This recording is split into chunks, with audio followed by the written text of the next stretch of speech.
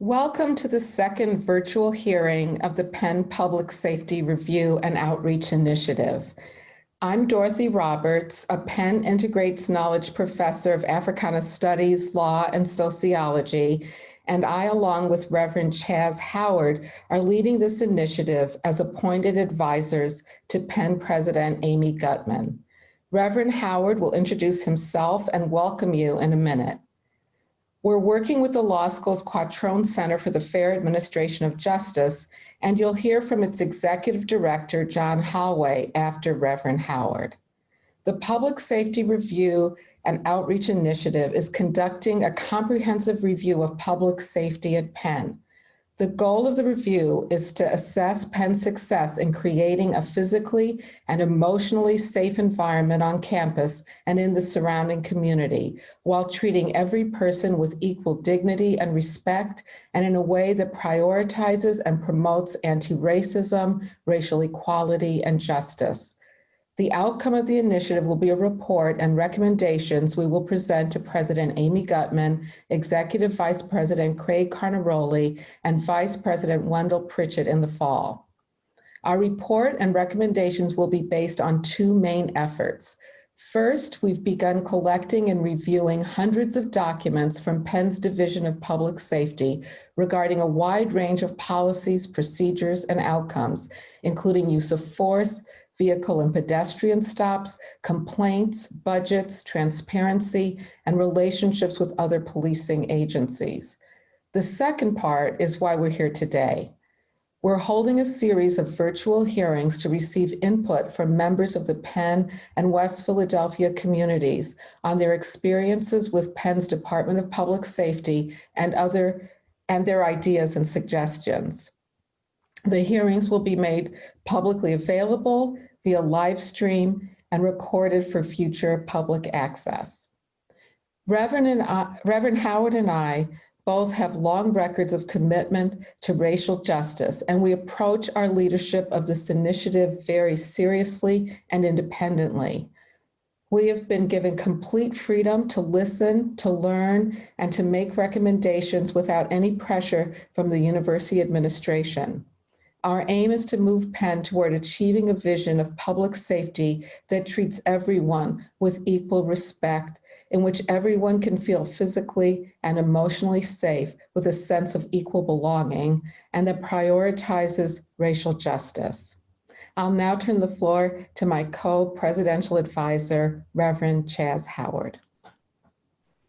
Good afternoon, everyone. Thank you so much for tuning in and caring about this process. I only wanted to add to Professor Roberts' remarks that we are committed to openness in two different ways, and openness to a range of voices from students, faculty, staff members, administrators, and members of our community here in West Philadelphia and the greater Philadelphia area. We've worked really hard to make sure that a whole lot of different types of people are contributing on the record to this journey. Likewise, we're committed to an openness, to being as transparent as we can be, which is why these conversations aren't being held behind closed doors or in closed meetings, but instead are being offered here for just about anybody to log into, and they're recorded and shared later as well. And if you're interested in seeing some of the remarks and questions and answers that were shared last week, you can find information on how to do that. Lastly, I want to offer gratitude to the many, many people who care about this on our campus. We've received emails and questions, had phone calls. A lot of people have asked to sort of be a part of this conversation here, and it means a lot. And together, I think we're going to make a difference. Together, I think we'll move the needle, not only for our campus, but in some ways, maybe even for our whole country. And lastly, I want to offer gratitude to the Quattrone Center, who's done a lot of the heavy lift behind the scenes in making this happen technologically, materially as well.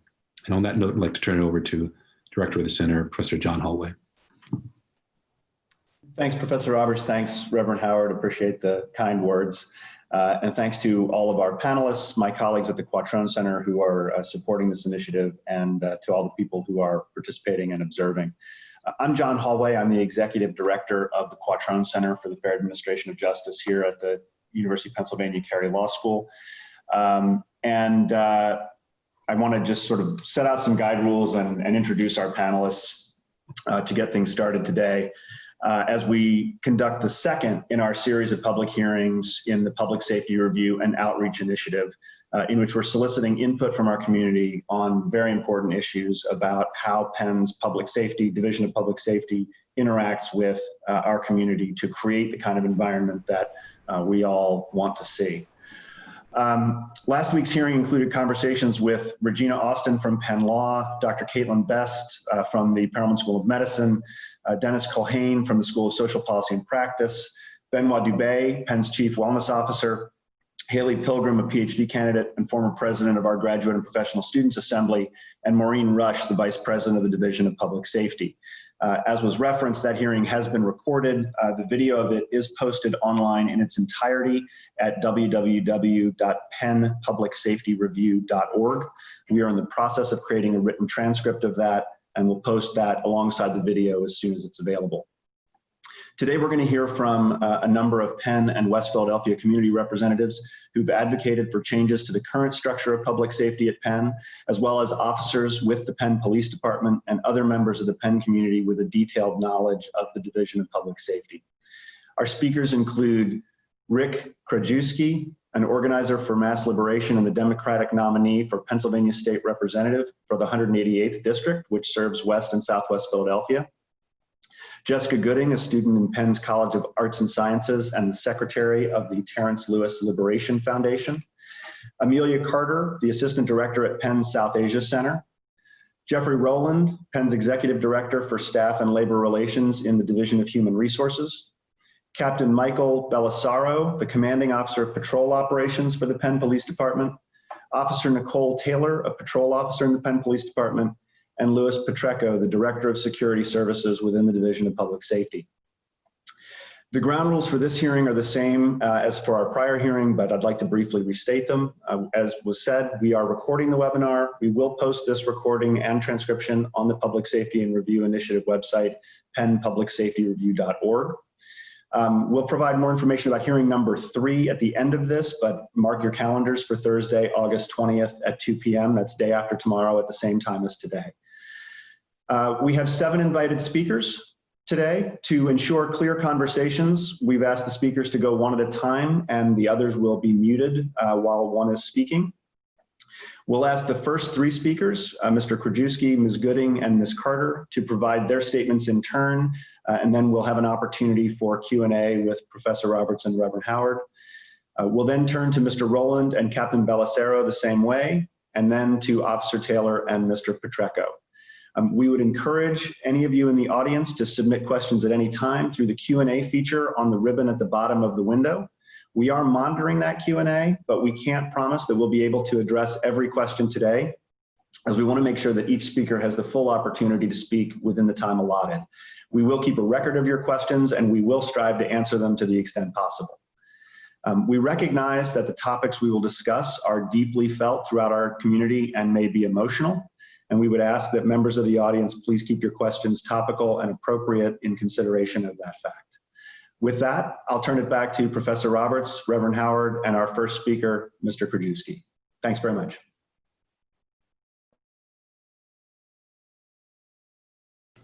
Okay, thank you.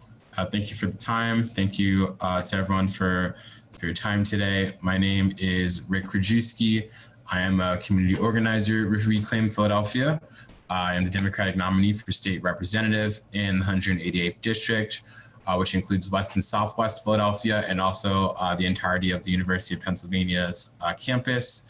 And I am also a Penn alum, class of 2013 from the School of Engineering and Applied Science. And I am here today to speak on this issue because as a UPenn undergraduate, the division between our campus and the surrounding community was immediately clear when I came to Penn's campus in 2009. Incoming freshmen were instructed not to stray too far beyond university lines.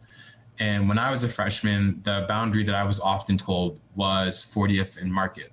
You weren't supposed to go past 40th and Market. However, as Penn acquired more property and exerted more influence, that line was pushed westward. And now we have 5 separate police forces patrolling the area surrounding Penn's campus. It is the most policed area in the entirety of Philadelphia, producing a climate of surveillance that has negatively impacted our surrounding neighborhood and has led West Philadelphians to feel like they are inhabitants of Penn's community, not the other way around. When I was an undergraduate, I can remember on several occasions, fellow students telling me they felt safer walking around West Philadelphia with me. As a Black man, I hope I don't have to elaborate on the racial sentiments behind a statement like that and the perception held on campus by our students and faculty about our surrounding community. When I ventured past 40th and Market, what I found was a vibrant community ready to share its parks, its restaurants, its events, and its culture. West Philadelphia is where I became an adult. It's where I grew into myself and became the person I am today. And it breaks my heart to know that my alma mater is responsible for a climate of insularity that prevents others from truly being in relationship with their community. Students are often told it is for their own safety, but it also serves a purpose of shielding them from the divestments, some of the mass policing, and the hyper-focused development that Penn has been partially responsible for in West and Southwest Philadelphia. This dynamic of occupation policing was on full display during the events that transpired on 52nd Street on May 31st. In response to protests and justifiable anger, I witnessed neighbors and residents were waylaid with military warfare, including SWAT tactical units launching tear gas and rubber bullets onto porches and open windows. Penn police was implicit in this response as many officers were on the scene responding to the chaos and must be held accountable to its actions. I implore Penn's administration to truly investigate why, when West Philadelphia is already under the jurisdiction of multiple police departments, it must maintain its own private force, and whether this force is to protect the students or to protect the university's investments. In a time where national uprisings are occurring in response to unchecked police brutality, our university must do more than cease contributions to the police foundation. I am speaking here today to raise this issue, to also lift up the demands of groups like Police Free Penn and Penn Community for Justice, and to call on Penn to really examine and seriously consider the demand of defunding the current police force and reallocating those dollars towards investing in West and Southwest Philadelphia. I would enthusiastically welcome the opportunity to connect the University with community leaders that would have plenty of ideas on how to use this money. And those are the ends of my comments. Thank you.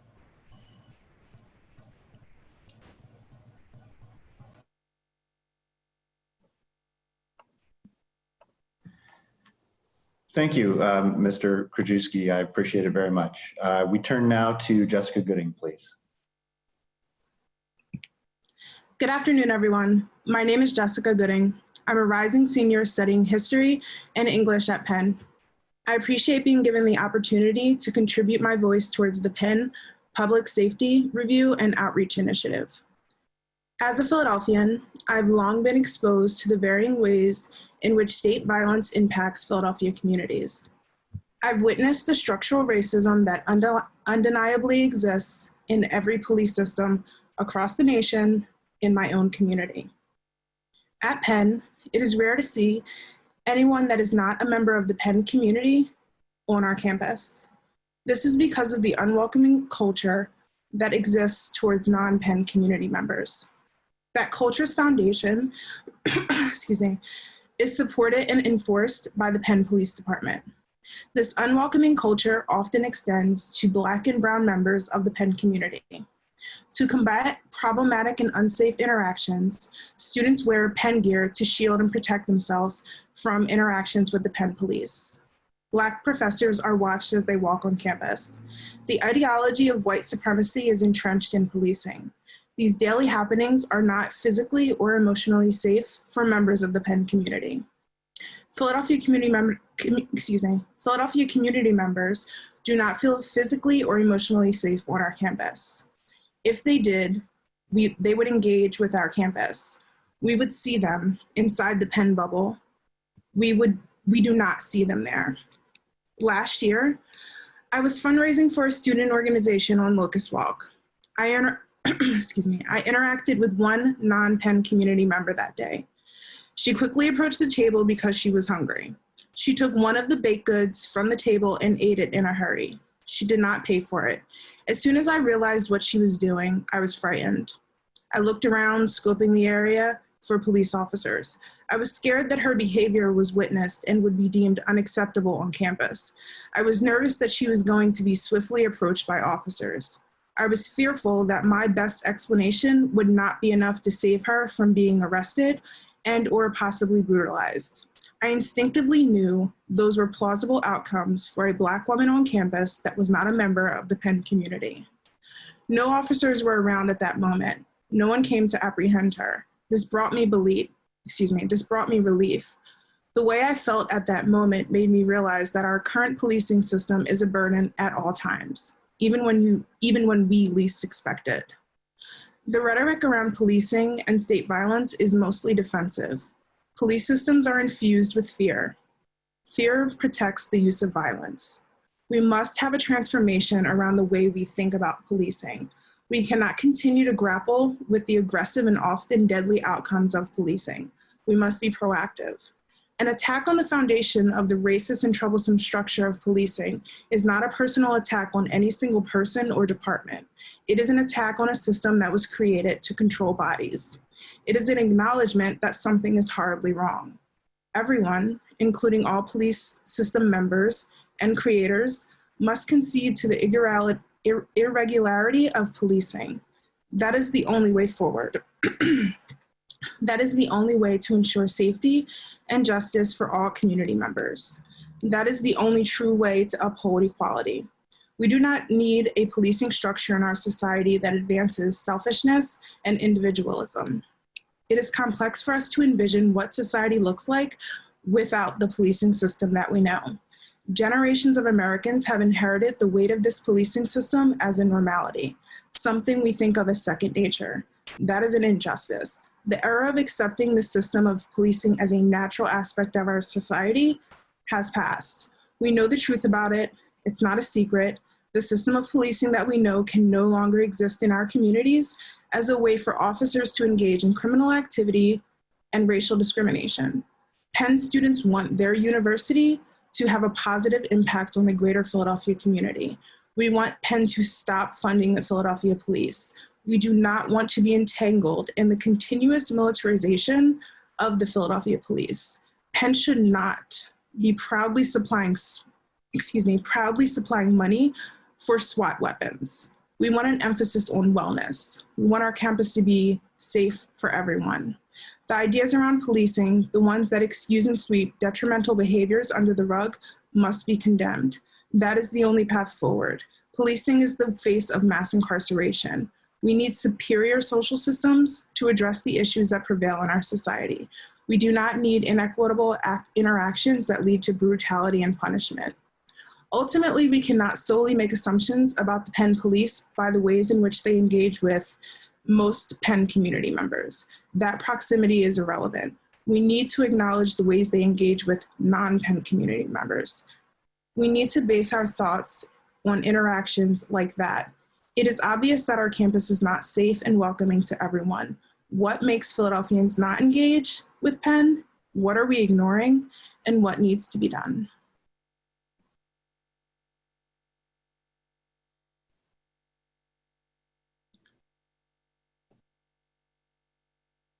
Thank you, Ms. Gooding. I appreciate your remarks. We'll turn now to Amelia Carter, please. Hi. Can you guys hear me? Okay. Thank you for having me here today. I'm going to read an extended version of a speech I gave outside of Amy Gutman's house earlier this summer. I don't believe she was home that day, so I'm reading it again in the hopes that she will finally be able to hear me. I came to work at Penn as an administrative assistant a few months after graduating from Temple University in 2012. I had a lot of housing insecurity growing up in Philly due to my father's opioid addiction, but also because of gentrification, which kept us apartment hopping on the tails of development. Like many staff people at Penn, I came to work here because it was the only way I knew I could afford graduate school. Craving a safe and affordable place to live, I also dreamed of using Penn's housing assistance program. Despite my many hurdles along my 8-year journey here, I have slowly climbed the corporate ladder rung by rung, getting my master's in 2015, getting my current position as assistant director of the South Asia Center in 2016, and my home at 52nd and Chancellor Street later that year. After my father died of a drug overdose in Kensington in 2017, I thought I could finally settle into this aspirational life I had created for myself.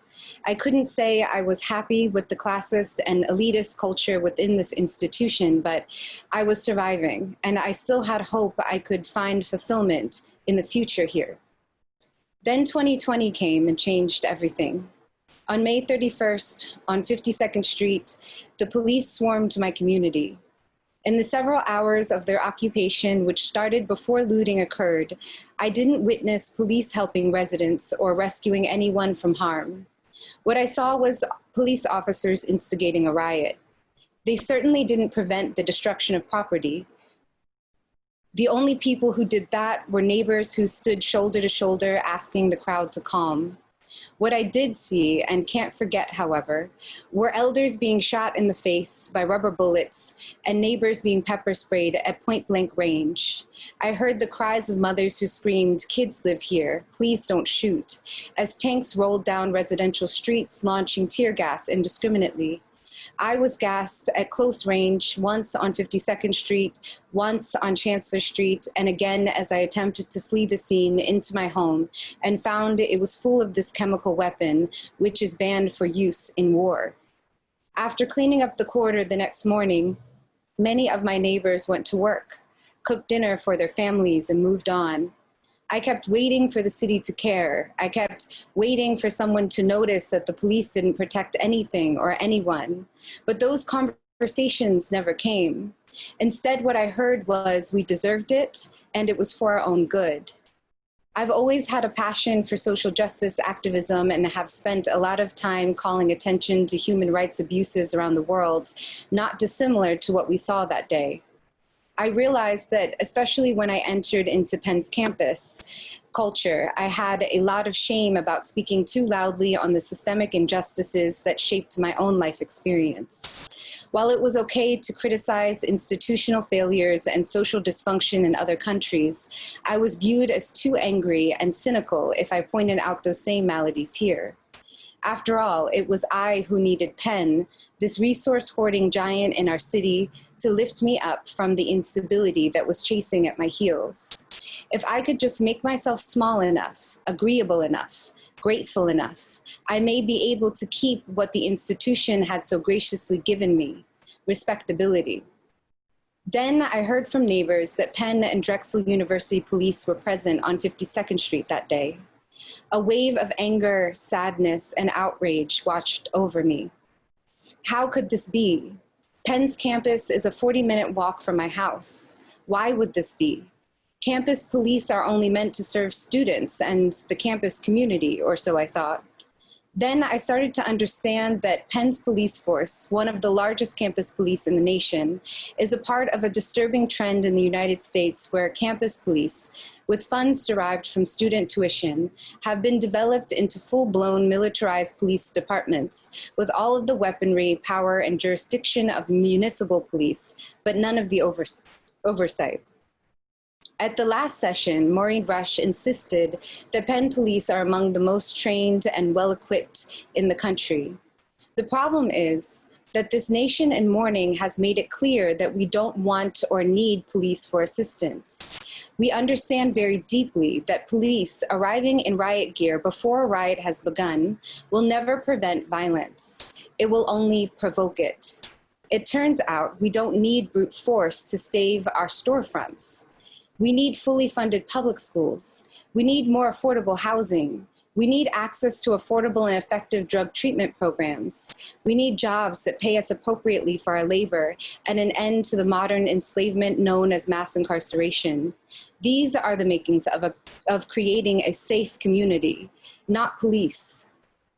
What May 31st made me realize is that Penn's violence, Penn's white supremacy, is quiet and invisible.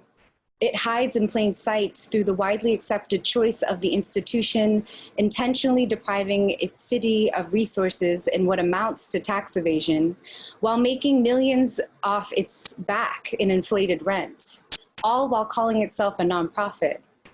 It's the kind of violence in which campus police, emphasis on campus, can travel almost 10 blocks outside of their patrol zone to assist the municipal police in blanketing a neighborhood in tear gas and say it was for our own protection.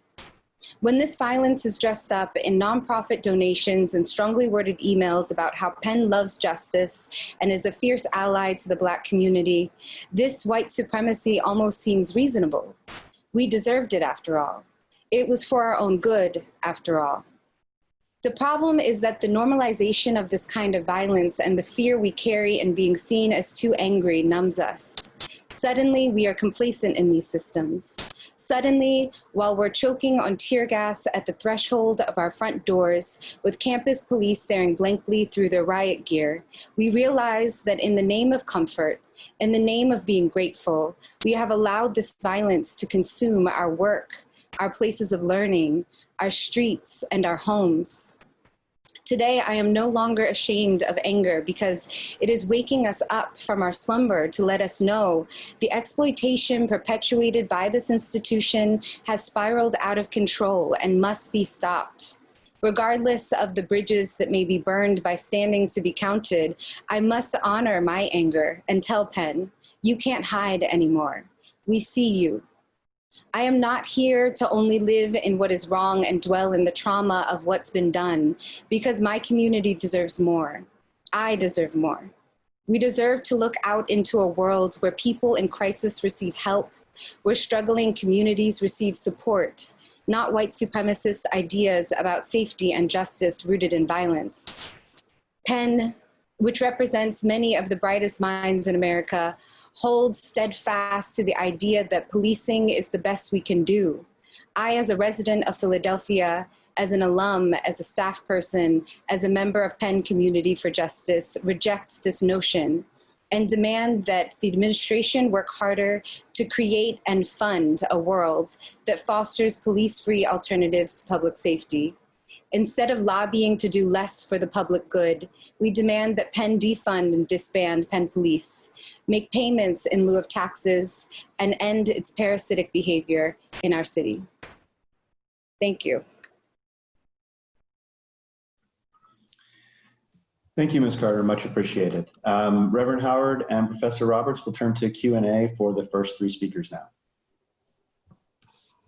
Thank you to the three of you. Thank you so much for your heartfelt and very, very insightful and very helpful comments. Truly, we take it very, very seriously. My first question is for soon-to-be Representative Krajewski. Sort of a smaller question than a bigger one. The first one is, in your comments, you talked about some people told you not to cross certain borders of campus. You referenced 40th and Market. You're not the first person to say that during these hearings. From where is that instruction coming, do you think, from some of the places? Yeah, to be frank, it's from the culture. There is this, I think I can't point to say that it came from one person or another. I can remember hearing it from students. I can remember hearing it from people in my dorm. I can remember hearing it from other faculty members around just don't go too far past campus.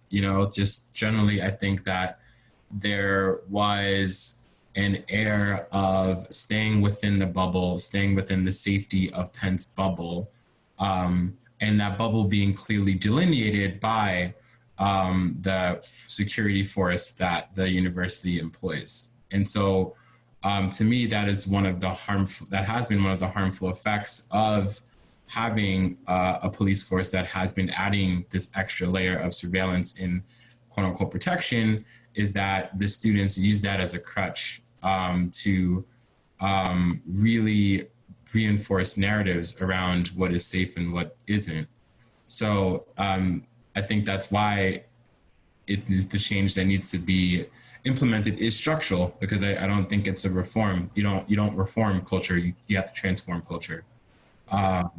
Quick follow-up question.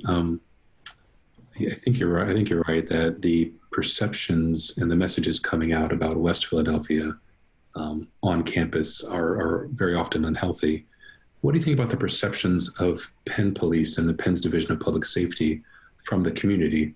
And I qualify that by saying I think could you distill the difference between broader perceptions of police in general, or Philly police, and are there sort of discrete perceptions of Penn Police and Penn's public safety from the district you're about to represent?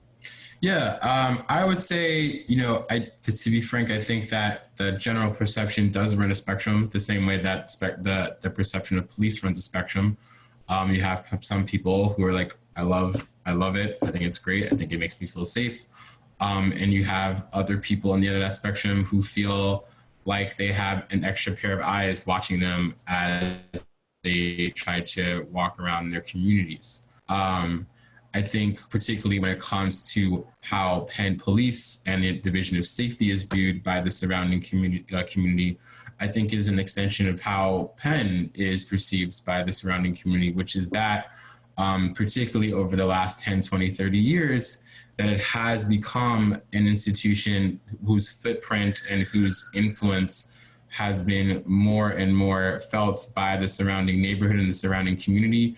And residents of this neighborhood are not clear about what they have received in exchange for that loss of feeling of control or agency in their neighborhood. When I talk to a lot of people about Penn, often the conversations in the tenor around change, around gentrification, around the fact that their neighborhood has changed, their property taxes have gone up. And there you have that on one end, but I think what also compounds it is that oftentimes residents do not feel like their communities have been invested in as part of this change in West and Southwest Philadelphia. So I think that when it comes to the presence of the university, we have to address that power dynamic where residents and neighbors and community members feel as though it is this big brother that is just omnipresent throughout West and Southwest Philly, and instead have a conversation about what is a more equitable, a more partnership looking relationship like between the university and its residents. And I think that can come in the form of things that have been mentioned already, like pilots, like thinking about what would it mean to actually take some of the resources that could be released from a defund initiative and could actually be put towards community benefit agreements so that folks are actually feeling empowered about the direction of their neighborhood. Thank you very much. Thank you. I'd also like to thank all three speakers for your very compelling statements. Thank you for being here and for all that you shared already. Mr. Krajewski, you were just speaking with Reverend Howard about how Penn Police in particular are viewed in the West Philadelphia community. And I wanted to ask you more about its relationship with, that is the relationship of the Penn Police with the Philadelphia Police Department.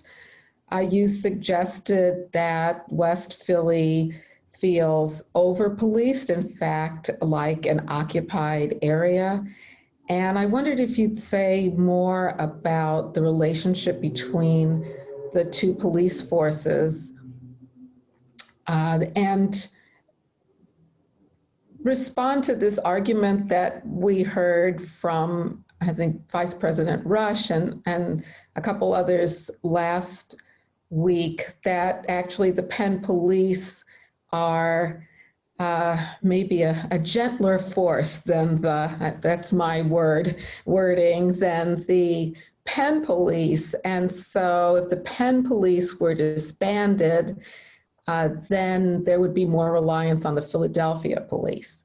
So can you respond to that concern, and also more generally how the two forces work together to create this sense that you described of over-policing? Yeah, and so to address the feeling around over-policing, I mean, you can be someone that walks, 10, 15 blocks from campus, and in your walk encounter Penn Police, University City Police, and then the Philadelphia Police Department in the span of 20 minutes. And I don't understand why anyone would believe that that much police presence is necessary in a residential neighborhood. I think it creates an environment of tension. I think it creates an environment of discomfort. And I think it can create conditions that honestly can be conducive towards more crime versus less crime. Because you create these kinds of agitations where people feel distrust, they feel concerned, they feel scared. And so I think that is what is part of what really actually contributes to that feeling that people don't feel safe or feel comfortable in their own neighborhood. When it comes to the relationship between the police department and the Penn Police Department, to me, from what I can understand, and even from what I was seeing on 52nd Street, there is a clear collaboration and partnership between both departments. I don't believe that taking away the Penn Police would necessarily make that would cause a harsher response or a harsher response to crime or safety in the community, because to me that creates a false either or. It's in fact the two departments are overlaying on top of each other. It's not one or the other. So if anything, removing one more police force from an already severely over-policed area that to me, that is what alleviates the opportunities for a harsher response or even more of or responses that can go more south. So when it comes to that, I think that it's not either or. I think that we have to be thinking about how do we actually have people feeling safe, and then also what would it mean to think about a community guided safety and police force, or what even community policing could be, or what even a form of safety or protection that doesn't involve police as we think about it right now. I think that more neighbors and community members should be in the conversation when it comes to that. Oftentimes, I think when we talk about these kinds of things, the leaders and members of the institution are part of these conversations, but the actual neighbors and community leaders are not. And I think that reflects how these initiatives also play out, where we're just thinking about how to reorganize things that are still in the purview of Penn, but aren't necessarily under the purview of community members and leaders and residents of this neighborhood. Thank you. Thank you.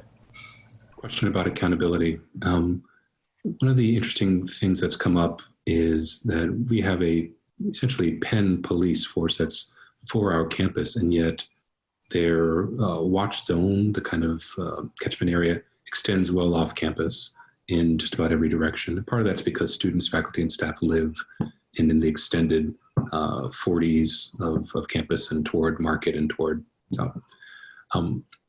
Yet the oversight of the department, the advising predominantly of the department, the accountability for the division, I should say, comes from Penn and not really from the community, even the community that we police. What do you think are some ways that we could sort of improve this? What are some ways that the community could help to keep DPS or our Penn Police more accountable? Yeah, I'm happy to answer that. I don't know if that was directed towards me or just the panel generally, but I'd also love to hear Jessica and Amelia's thoughts on that. But in terms of what I think that could look like but this is the first step, is bringing more of the community associations that are in the community. So registered community organizations are a significant part of the culture and community here in West and Southwest Philly. Organizations like the Walnut Hills Community Association, Spruce Hill, Cedar Park, Cobbs Creek. These are all community associations that are having meetings about the very exact same things around safety, around police. That I think if you were to have a real conversation about, bringing input, those are the kind of people that should be in those kinds of conversations. There are neighborhood leaders in the form of block captains, committee people, ward leaders, people that are part of the local, political kind of community structure here in West and Southwest Philly. Having conversations with business owners on the 52nd corridor. I think that there are plenty of places that we can look to find community leadership when it comes to input. I think the question is just about, are we actually willing to do that? Are we actually willing to have those people at the table and to take their advice when it may disagree with what the institution or the university wants? Thank you. So you've made it really clear, I think, that a big part of what Penn should do is not only listen to, but incorporate the views of members of the surrounding community that Penn police encounter and whose lives they affect. Mm-hmm. You've also suggested in your response to me that would help with reimagining the meaning of public safety. Perhaps public safety doesn't rely on police at all. And I wondered if you could say some more about that and give us any concrete suggestions you might have, besides the ones you've already given us, as to what Penn could do to work toward a different vision of public safety. Mm-hmm. Yeah, so I would reiterate some of what I said to Reverend Howard around, I think the first step could be bringing some of these RCOs and community leaders into real conversation from where we are upholding their agency and their perspective about what does safety mean in West and Southwest Philadelphia. Do they feel like the Penn Police Department has been the appropriate agent of community safety? What would it mean to have a version of safety that is more about, responding to what is often not crimes, maybe they're interpersonal conflicts, maybe they're mental health episodes, and maybe someone who's trained in the current way of policing as we think about it is not the appropriate responder for that. Maybe it is a community leader, maybe it's an elder. And so if we are going to have a presence in the surrounding area, I think that's the first step is actually having those real listening sessions and asking these people, what would it look like for them? And I believe it will be a drastically different version of what the police and safety department is right now. So I think going from there would be a significant, and also targeting and also focusing on youth. So something that our Councilwoman Jamie Gaudier has done has been having real conversations with Black youth in West and Southwest Philadelphia. There's organizations like Yeah Philly and Herb Ed Inc. are working with young Black youth to have a conversation, and particularly youth who have been impacted on it from both ways, both from over policing, but also from gun violence, and having these real conversations about what is a response to this that actually looks different. Because if you look at the data, and now I'm blowing this up to just include policing generally, we've seen time and time again that funding to police departments have increased without a corresponding increase in safety. So I think at this point we have to really reimagine conversation, like reimagine these kinds of solutions. And I think the first step will be bringing young people, bringing elders, bringing community leaders into conversation about it, and really taking their suggestions to heart. Thank you. Thanks so much, Mr. Krajewski. I think we'll turn to Ms. Gooding now for a few questions, and then after that, we'll end the first section with Ms. Carter. Professor Roberts. I'll jump in then. Thank you so much, Ms. Gooding, for your very powerful statement. I thought that your story about encountering a Black woman at a table on Locust Walk was very compelling. And I wondered if you'd say some more about what gave you the sense that she might be arrested on campus, and if you're saying that having campus police helps to create that feeling of not being welcomed. And if we could conclude from that we should not have campus police because they're creating an environment that is so unwelcoming to the neighbors of University of Pennsylvania. I'm not trying to put words in your mouth. I'm trying to understand what you're arguing that we should do. Yes, and thank you for having me and inviting me. So just to go back to the interaction that I had that day, the feeling that came to me initially, it just was instinctive. Like I said in my statement, I think that when we have a system like the Penn Police having a presence like they do on campus, I think that when we are on campus, we don't necessarily acknowledge the burden of how that feels, the way that imposes on how we communicate with each other. I've said in my statement that it's very rare to have a person that's not from the Penn community be on campus, but when I interacted with that woman, it made me acknowledge that her presence would get her in trouble. Like, she could automatically get in trouble for being on campus because she was an outsider, but then it was also this element of when she did something that ultimately went against the social Penn bubble rules, I knew that she was possibly going to be in danger, and it made me feel like I didn't know if I would be able to protect her. I didn't know if I would be able to be a voice for her, and that made me nervous for her. I think that interaction in itself really illuminates that people that aren't part of the Penn community do not have a safe position on campus.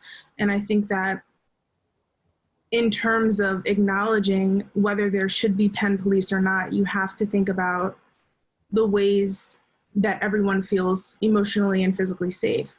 At that moment when that interaction happened between her and I knew that she could possibly not be physically safe. And I think that highlights the fact that having Penn police have the type of impact and culture and influence that they do on campus is not necessarily a good thing. I know that it does provide some safety, some safer feelings to some community members.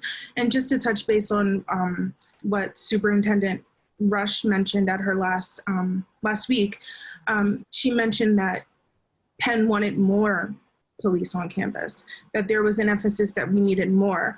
And in an article that she had did an op-ed for the Daily Pennsylvanian a few years ago, she talked about how Penn is the police, Penn itself is the Penn police's friend in terms of doubling their funding, in terms of being supportive to them. So I think that when we think about how we feel on campus with people that are not part of the Penn community feeling safe as well, that it's pretty obvious that they are not safe, and that goes against the safety of not only Penn community members, but just the Philadelphia community members in general.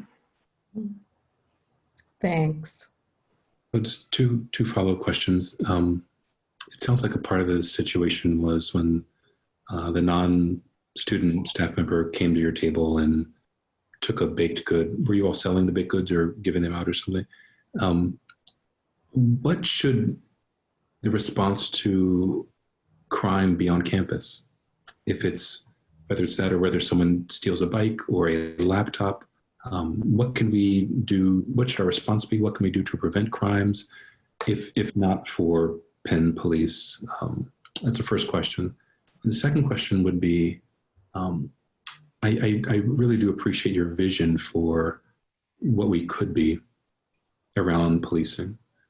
What are some of the barriers to get there in your perspective? So in terms of crime on campus, I think that it's not necessarily about not acknowledging crime. I think that crime has to be acknowledged so that people can not have their things stolen, so that laptops aren't stolen, so that bikes aren't stolen. The problem comes in when we think about the way policing is structured. That's where the problem lies. So although that woman did steal, or she took a baked good off of the table, you know, I think that it's important to emphasize that my feelings towards it would not have necessarily been relevant to a police officer because the structure of policing is so embedded on punishment.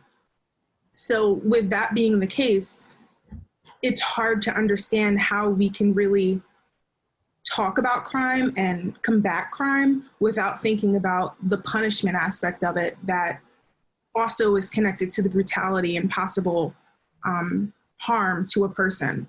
So I think that it's a conversation that has to be based around thinking about ways that we can transform the way that we have been interacting with communities in terms of like crime and how we can address things in a way that does not necessarily involve the structure of policing that we know.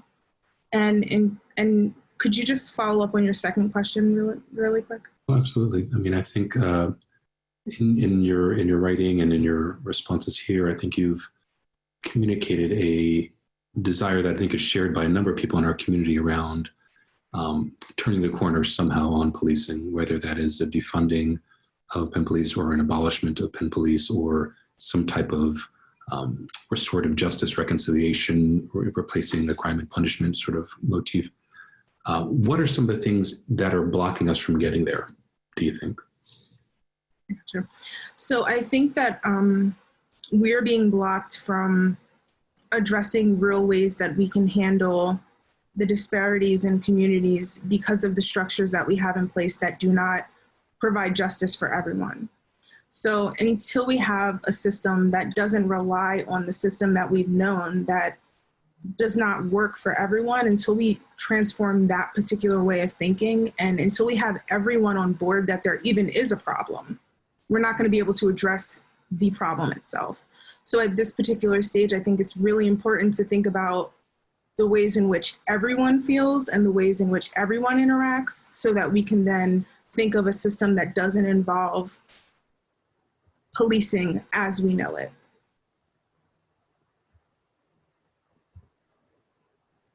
Thank you.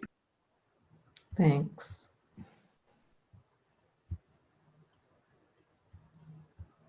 Should we move on to Amelia Carter? I think you were going to ask her the first question, Chaz.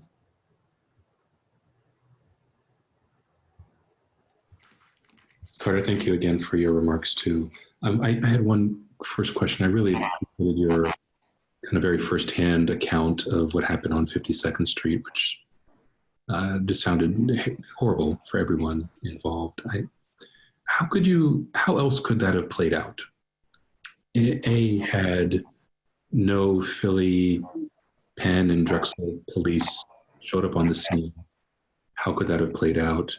Or B, how could they have policed that scene differently? If we could go back and kind of do it again, what do you think?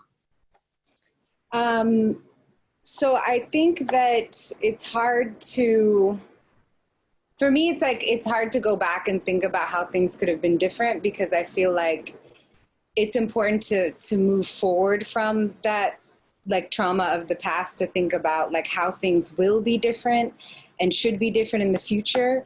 But what I can speak to is what became clear to me is that they didn't have the ability to address the situation in a way that wouldn't have made situations worse.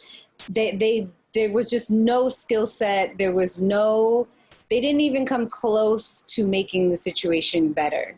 So that to me indicates that there's nothing that they could have done to change what they did to make it not have turned out the way that it did, because they came armed with tear gas.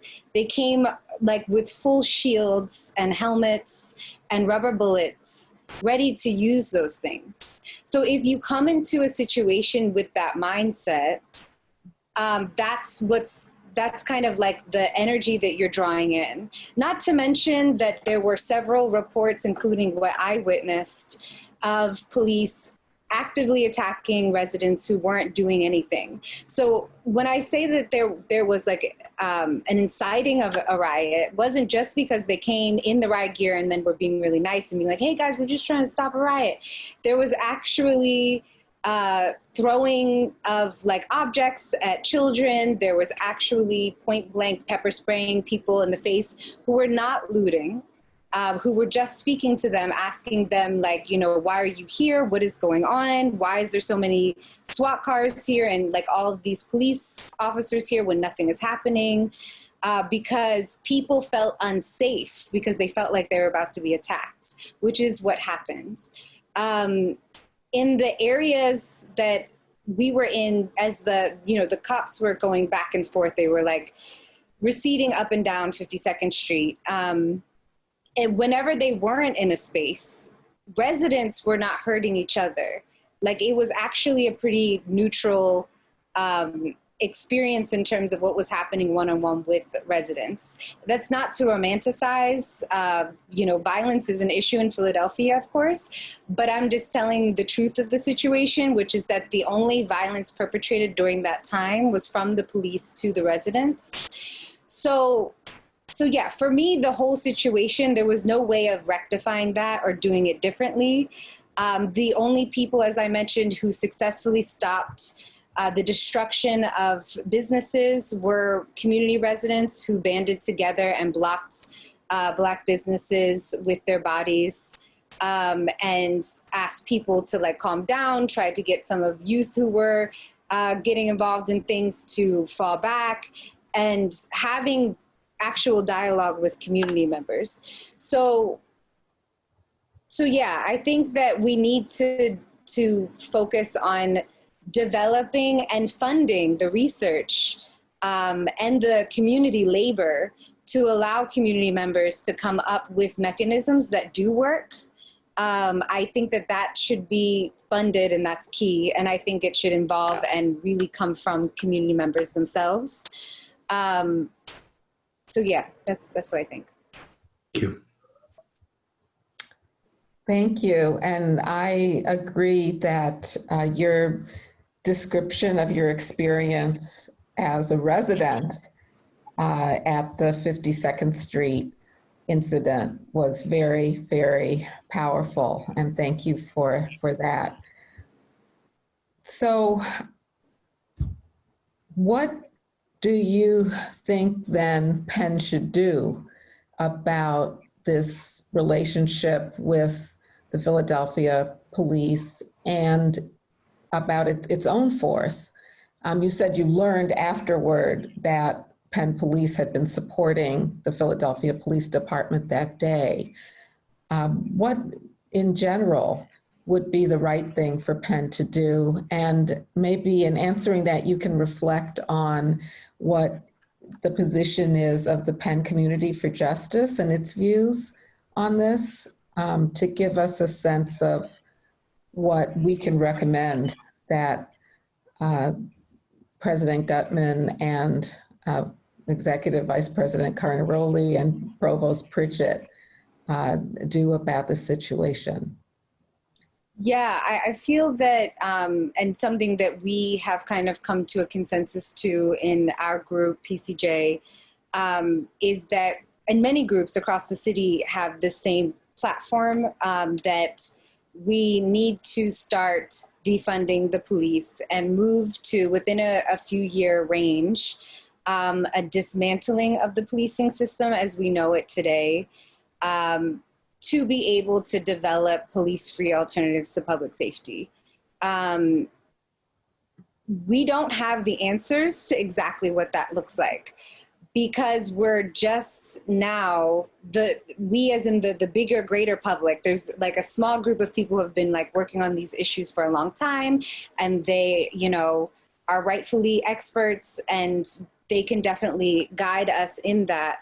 Although I don't think that experts should determine what communities should do. I think public safety is a very local question. People should figure out what is the right strategy for them locally.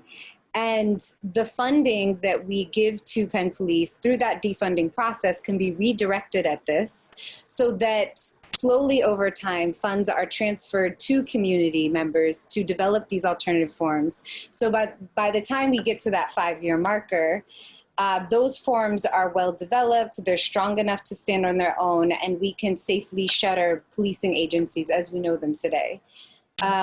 So we want to do this in a way that actually promotes safety, actually promotes community participation. And we are comfortable with saying we don't have the answers. All we know is that this doesn't work. This has been proven to not work. This is actively causing harm, and it needs to be stopped as soon as possible. And we need to fund and make time, space, and energy for finding out what the appropriate solution would be. It sounds like 2 key steps. I understand your answer that we can't predict the future. This is a process. This is a struggle. But it sounds like 2 key steps are community input, real community input, and defunding and transfer of funds to community networks and efforts. If I hear you correctly. Yeah, and just like researching what the possibilities are, exploring those possibilities, testing those possibilities, and like funding those possibilities. Thank you. Thanks. Thanks so much to all 3 of our first guests. Thank you for your wisdom and for your generosity of time today. John, I'll hand it back over to you for our second group. Thank you. So at this point, we will have Mr. Jeffrey Rowland from the Penn Division of Human Resources, and following him, Captain Belisairo of the Penn Police Department. So we'll turn first to Mr. Rowland, please. Okay. Well, thank you, and good afternoon. Before I start, I would just like to thank the Quattrone Center for the opportunity just to present today, and to all the panelists and folks who have participated and who are participating in this very important endeavor.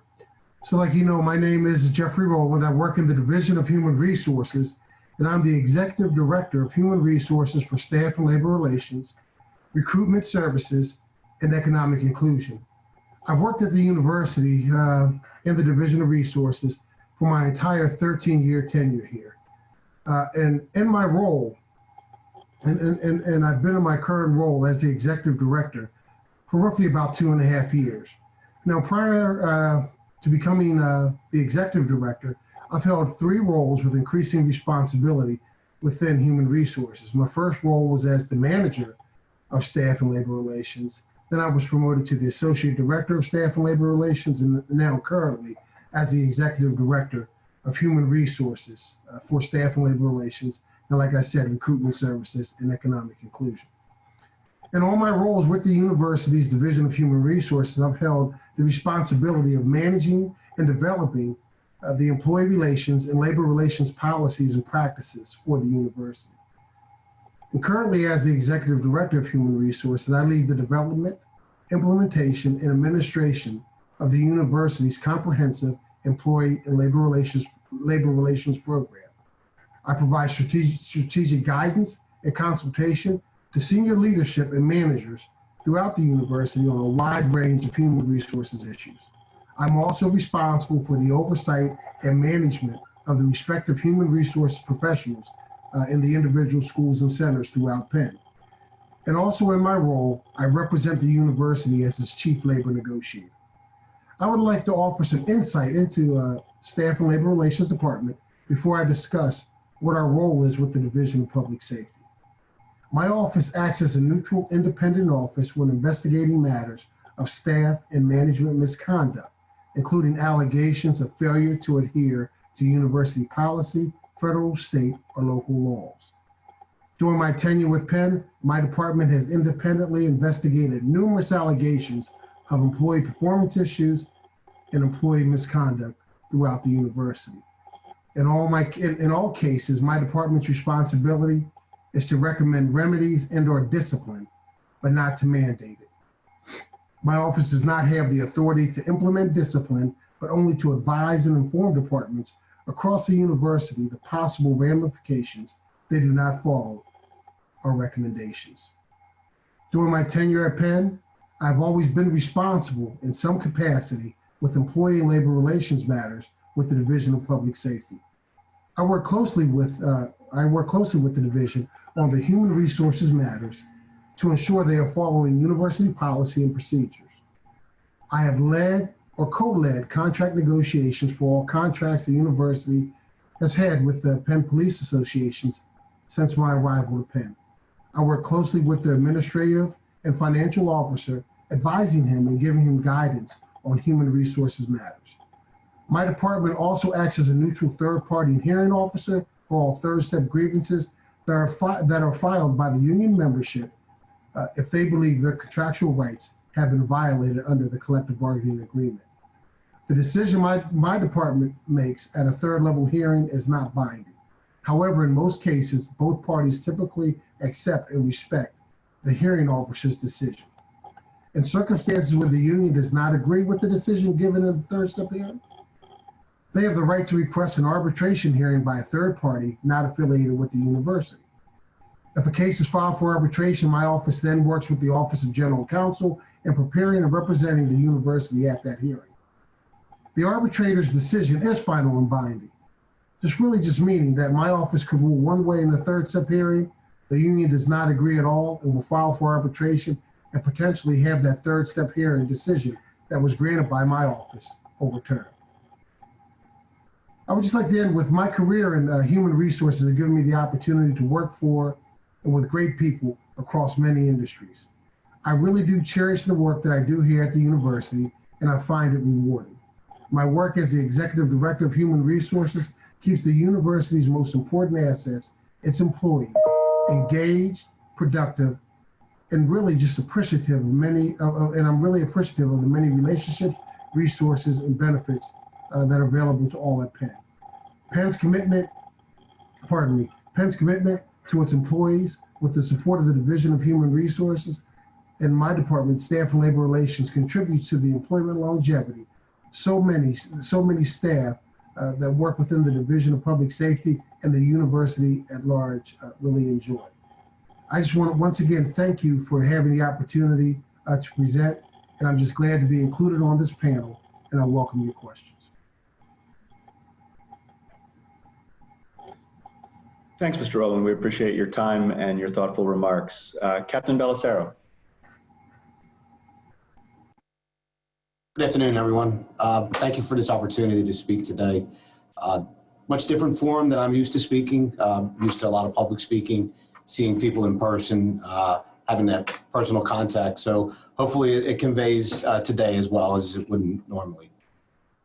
As I was introduced, my name is Nickol Taylor, and since 2017, I've served as the captain of patrol for the Penn Police Department. I started with the Penn Police Department in 2007 as a police officer and was promoted through the ranks to sergeant first and then lieutenant. During my time as a sergeant lieutenant, I also served as the department's accreditation manager for 7 years. The Penn Police Department is an accredited agency, and it's accredited through the Commission on Accreditation for Law Enforcement Agencies, also known as CALEA. As an accredited agency, we must continually maintain compliance with over 450 nationally recognized standards. In my current role, I am responsible for the day-to-day operation of the patrol shifts, the Police Athletic League program, and the Community Relations program. There are numerous reports, policies, and procedures that must be submitted from the patrol unit to ensure we maintain our accredited status which are related to all those programs. We host various PAL events throughout the year, such as PAL skating at the Penn Ice Rink, PAL Citywide Basketball Championship at the Palestra, and our PAL Holiday Party. We have a PAL officer assigned to our local PAL Center, who's a full-time officer and has been there for a substantial amount of time. As a department, we also attend a number of monthly community meetings. One of the biggest is the first Thursday meeting, which is held at the Free Library at 40th and Walnut every month. We have also held a number of Coffee with a Cop events over the past few years. We had one in the center of Locust Walk with a table set up and portable coffee carafes, and also at our local Starbucks locations. We have a store log program where officers visit each of the retail establishments, the restaurants, and all the businesses in our patrol zone multiple times a day. Our officers check in with the employees, the managers, and the customers and sign the logbooks that we place there. We also have officers assigned to footbeat assignments twice a day at various intersections where they're there to help with traffic and assist pedestrians across the street.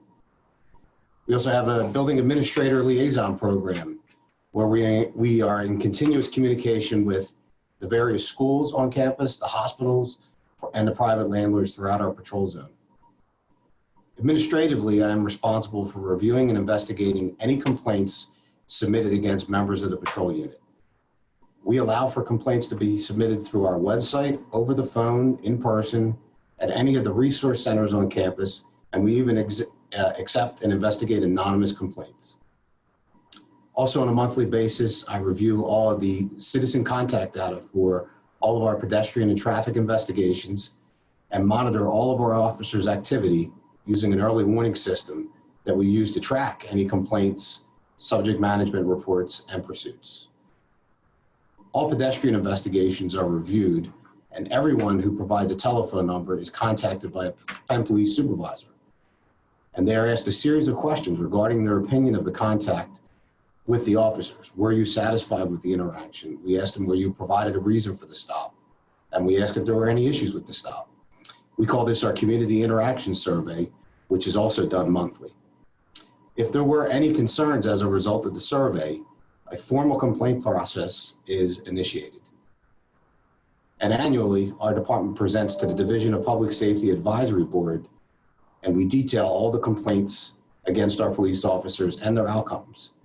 We also present all pedestrian and traffic data, as well as the results of the community interaction surveys for the years.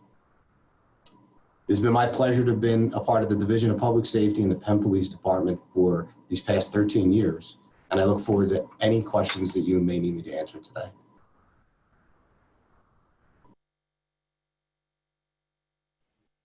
Thank you, Captain. We appreciate it. Professor Roberts and Reverend Howard will turn to Q&A for Mr. Rowland and Captain Belisairo. Thanks. Thank you both for taking the time to speak with us today. Mr. Rowland, you clearly work very closely with the Division of Public Safety in a number of ways. You have a really vast experience covering collective bargaining, disciplinary proceedings, and grievances. And I'd like to initially focus on the Penn Police Association and collective bargaining agreements with Penn. In your opinion, have you seen any way in which the union or the collective bargaining agreements have posed a barrier to disciplining or firing officers who violate the Division of Public Safety policies or accountability to the community?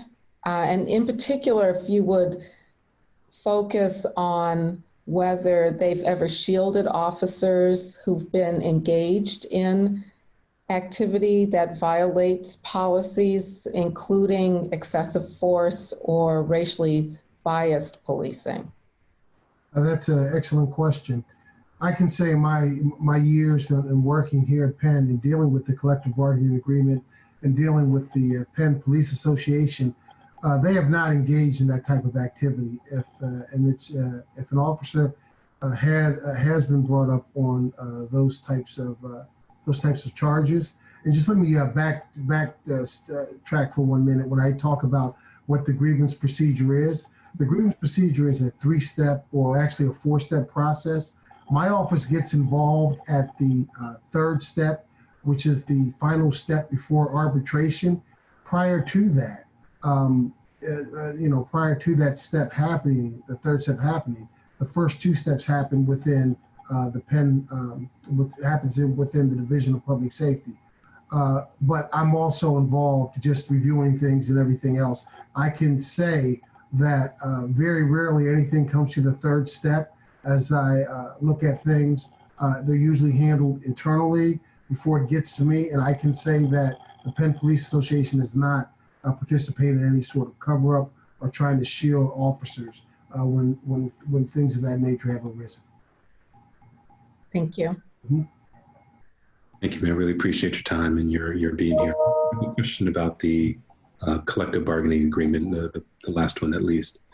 In the agreement, it says that after a certain amount of time, different warnings and different things are removed from people's files. Yeah. After oral warnings are removed, after 6 months, written warnings after 9 months, and even suspensions are removed out of one's file after a year. I'm curious your thoughts on that. I don't think that is true in any other part of the university when people sort of get in trouble. Does that mean that Penn, that DPS, that Penn in general couldn't consider a suspension from like 2 years ago when thinking about discipline? Does that seem like do those periods of 6, 9 years, do those seem like short periods to you? Why or why not? And then the sort of final question is, do you think that our community's trust in DPS could be improved if the records looked back further in time, and if it didn't feel like there was some sort of I don't want to use the term, but like hookup for officers who make a mistake, that there's this eraser? Do you think that the trust could be restored if there was greater accountability around that? That's a great question, Chaz. I can say that, and I'll start at the macro and then whittle my way down. Under collective bargaining, it's not unusual, and this goes in all contracts, that there is a period where discipline stays on file. And then after that period in time, the discipline does go away from being able to be used against that particular person if something else were to happen. But we do have a clause, we do have a way of operating. If it's a serious infraction, we don't have to worry about past infractions. If it's something that's serious, that can automatically, what we call a serious misconduct, that can lead to immediate termination without looking at any past history. So when you talk about a written warning being removed, because what you're talking about really there is progressive discipline. And then after a period of time, it may drop off, so it can't be used against that staff member, that police officer. So that is there. That's something that's normal in collective bargaining agreements. The one thing that we want to look at here also is that the majority of our police forces are municipalities, and they fall under what we call state labor relations law. This Penn Police is a private, and so they fall under what we call the National Labor Relations Act. So what happens with that is that they do follow some of the normal labor laws that are out there. Not saying that you can't increase those or decrease those time limits, but those time limits are in there for that discipline to drop off. But like I said, if it's something of a serious infraction, they can go immediately to termination if need be. And the termination, the determination on if it's a serious infraction falls on us as management to determine what that infraction is and if it's serious enough to go all the way without going through progressive discipline and moving right to termination. If I can ask 2 quick follow-ups, I don't mean to press you, brother, but your personal thoughts on those pretty brief time limits for erasure, and then the second one, Is there data for the complaints and investigations? Is that publicly available? Do you think it should be publicly available? Or the reason why it's not? I can't tell you the reason. I can't tell you the reason why it's not. When we do our grievance hearings and we have them, and the complaints come through, and I'll throw some data that's out there over the past. And I'm going back a few years, maybe back to 2013. We only had one incident where a police officer did something and we terminated that police officer going right away. Everything else that's in there had nothing to do. And I mean, I think we had 10 third step hearings. Only one dealt with any sort of misconduct. Everything else had to deal with just things such as paperwork and administrative things. But that member of public safety, police officer, was terminated and didn't even go to any sort of third step, didn't go to arbitration or anything else. It was just done. My thoughts on the timelines, great question. If you ask me from a management standpoint, you would always like timelines to be longer. But because the caveat that we have the ability to really move, if it's a serious misconduct, directly to termination, I think that gives us the necessary out that we need, if that answers your question sufficiently. Thank you. Mm-hmm.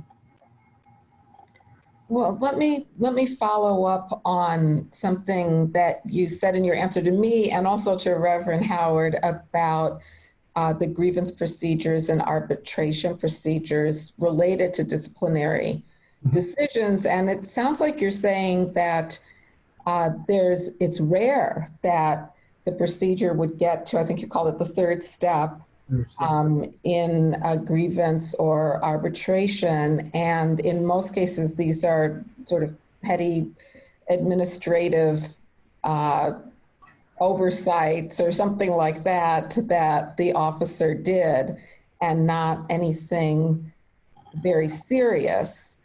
And so I just, let me know if that's the case, so that it sounds as if you're saying there aren't that many disciplinary matters that go through the entire disciplinary and grievance procedure that would overturn a disciplinary decision. And even in those cases, they're not really cases involving serious misconduct. So, so first I want to confirm that that's the case here. And then secondly, why is that? Is it because the Penn police don't ever engage in misconduct, or is it because something happens to avoid a disciplinary procedure? No, I can answer from my level from a third step hearing. Yeah. It doesn't get to, my level at the third step hearing, whether it's myself that hears that hears it, or someone on my staff that hears it. Mm-hmm. My feelings are that when it comes to the first or second step, that it's handled appropriately. I don't think, from what I'm seeing from my level, anytime we're dealing with any sort of discipline, most unions and Penn police are not immune from this. They file a grievance. Mm-hmm. From where I see, from my vantage point, there isn't a lot of police misconduct, or because terminations will happen, and that would be automatic. Filed grievance right to the third step for my office to hear it. And like I said, over the past 7 years, that just has not been the case from what I see from my vantage point. But it is, so you're saying that from your vantage point at this upper level, mm-hmm. I think you mentioned you've seen one termination. Am I correct? And so, but it could be that these disciplinary actions have happened prior to getting to you. In other words, the officer didn't proceed with the full phase of the arbitration or grievance proceeding where it would get to your level. That could happen. I would say 9 times out of 10, if not 10 times out of 10, if discipline and when discipline is issued, a grievance goes in not shortly afterwards. And when that grievance goes in, it ends up typically moving somewhere up into the chain of events where I would get involved at some level. And it just hasn't happened since I've been operating here since 2007. Okay, I don't mean to prolong this. I'm just trying to understand how we would get to what's happening to in terms of discipline of officers, why so few are getting up to you, and what that in between ranges. Is there someone else you think we should hear from? Well, I think we have Captain Belisairo here who can possibly answer some of those questions too. So. Okay, perfect timing then. Thank you. Let me just ask one more follow-up question to you, Brother. This is sort of a broad question, but I think that you do bring a very unique perspective on American policing. And I don't mean to sound like a leading question, but if anything, what do you think is wrong with American policing? Sort of transcending DPS, what's wrong with American policing? If you were to, and that's a big question. I think maybe when you talk about American policing, is that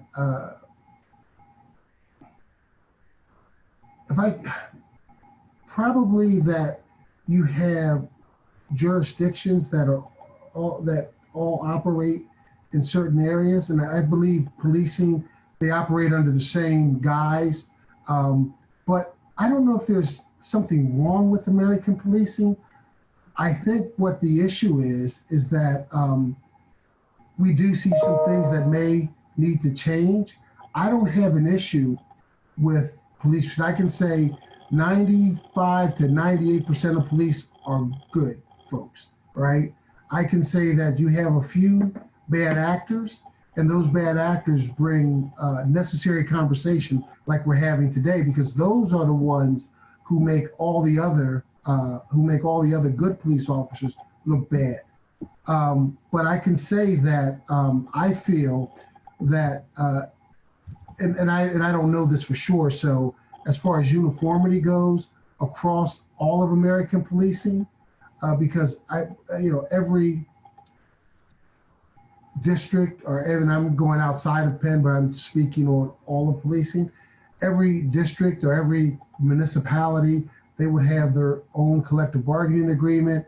They would have their own set of, so I think there's a standard that's there, but I don't know if it covers that's the only thing I can think of. But all in all, I don't know if there's a bad issue with American policing. Are there things that need to be fixed? Of course. And I think, doing things like this are great because you get to hear from a wide range of folks.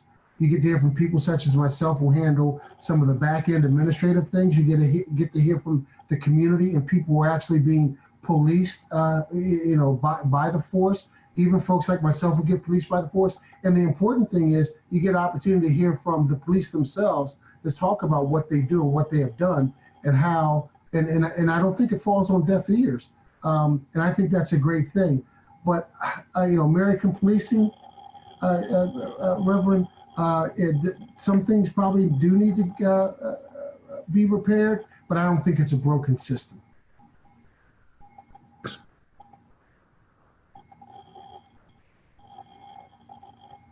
I think we'll pivot to Captain Belisairo now, if that's all right. Thank you again, Captain. I know you all stay busy over there on Chestnut Street, and we do appreciate you taking the time to engage with us and share this afternoon. A sort of broad question here to start with. What could UPPD do better? I mean, I think I've sort of seen up close and personal a lot of the good stories, your commendation ceremonies and all that. But and every institution can improve, but are there some specific spaces that you think UPPD can improve? And again, I'll qualify it for you. I know it's hard to get ahead of the people we work for, but just in your opinion, what do you think? That's a really difficult question, and I'll back out a little bit and work my way back in. There's so many different people, different organizations within the Department of Public Safety, and we don't operate within silos. We all operate as a team in the building under the direction of Vice President Rush, and she's our chief of police for the uniformed police. And there's a lot of things that we do right, but it's never that we want to sit and enjoy a status quo. Our Chief Rush is always tasking us with what can we do better, and why do we do something that way? Is there a better way to do it? And we do it across the division, and we collaborate between, whether it's fire safety, the security services, the technology, and the police, and we all collaborate and try and see if there's anything that we're lacking in, anything that we can definitely improve. But we're always trying to grow. I'm not going to put anything specific on the table that I could think of that we really have something that's a black eye for us. It's but we're always trying to improve. We're always trying to be on the right side of growing. So not trying to evade your question, but we do this a lot. We meet daily, weekly, monthly with all of our partners in the division and the university. So we're always open to input and change. I appreciate that. Thank you for being with us today. Let me ask you a question about a specific area where you heard the first three speakers, and all of them mentioned that the West Philadelphia community residents, many of them anyway, feel over-policed. I mean, it's certainly the case that Penn has the second largest number of full-time sworn police officers among all private universities across the United States, the third largest number for all universities nationwide, both public and private, and there are at least 5 policing agencies in West Philadelphia. Is that necessary? Could at least one point of change be reducing the force that exists in these communities, which we've heard today feel as if they are over-policed? I can understand the perspective on it, absolutely. But every department, they do have their own area of responsibilities and assignments, and there is some overlap, even though there may not be direct overlap with, if we speak about that, there's SEPTA police, who are, obviously charged with all the transportation hubs and working through that, and Amtrak police at 30th Street Station, and Drexel, as well as us. And also our sheer numbers don't always tell the true story. There's shift coverage for assignments is 24 hours a day, 7 days a week.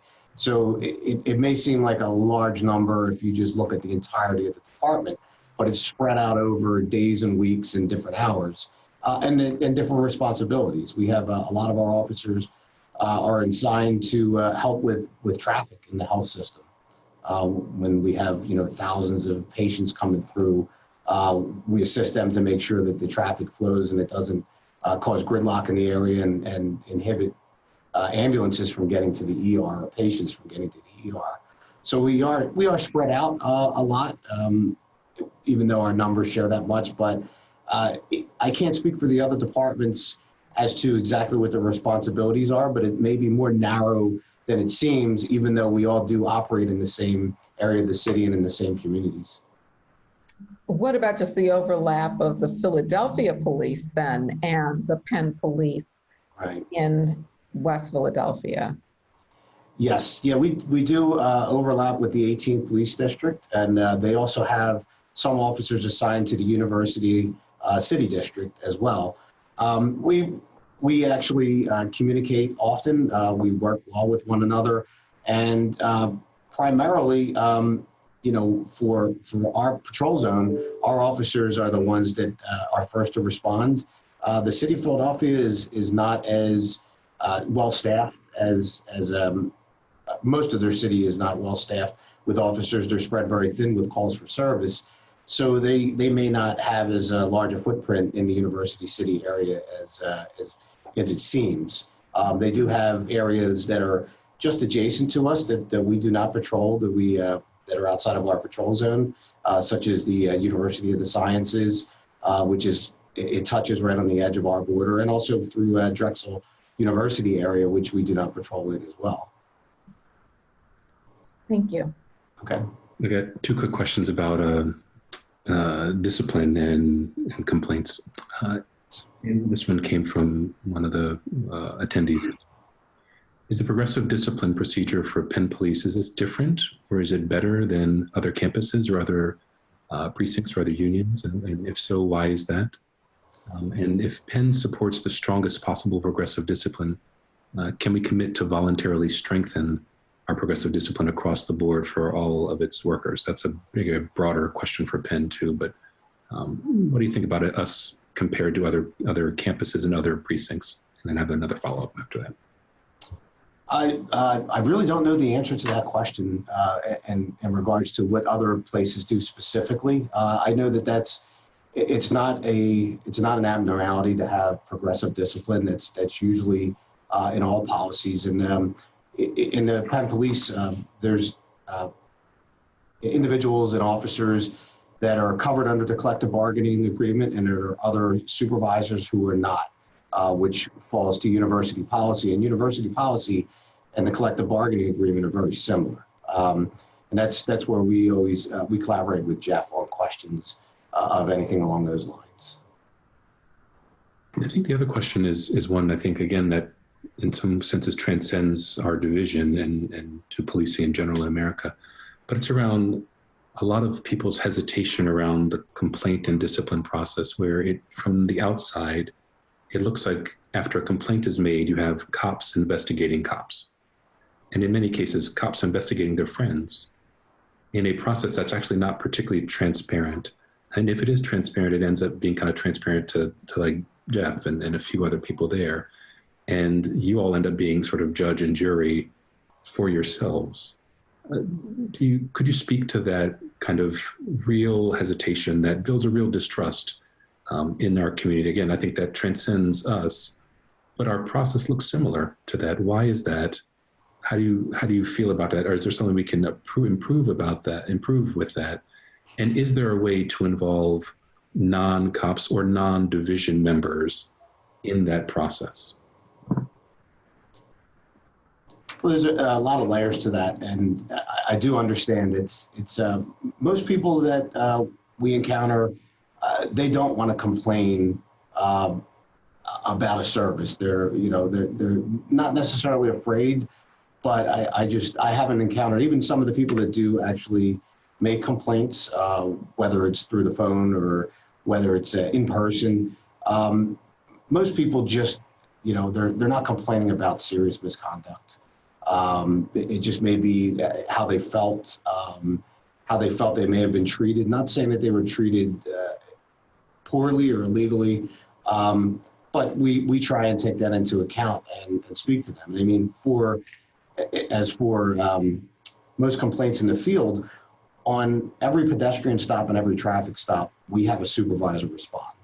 And we make sure at the conclusion of those contacts that our supervisor talks to the person, makes sure they're comfortable with it, gives them a business card, and says, please, if there's any concerns, we're willing to hear if you change your mind, if you want to talk another time. They provide an email address. Usually they provide their cell phone number on the back of the card. So we do our best to try and make people feel very comfortable if they had any bit of discomfort with any interaction with our officer to go and file a complaint and do it in a way that they feel like they're not being intrusive, that they could contact the same supervisor and say, hey, we did talk and I changed my mind. As for, I understand that internally that we do investigate the complaints, and it does not just stay at one level. It goes through the entire chain of command for the patrol division, right up to the chief of police. And we do review it. We do review it thoroughly, and the chief does follow up with every one of the complainants as well, with an outcome of the investigation, and contact again is provided if there's anything further that we could do. But that's currently, that's how we do it with our current CBA and through our current policy. So I think that's kind of a bigger level question if we were to change the process.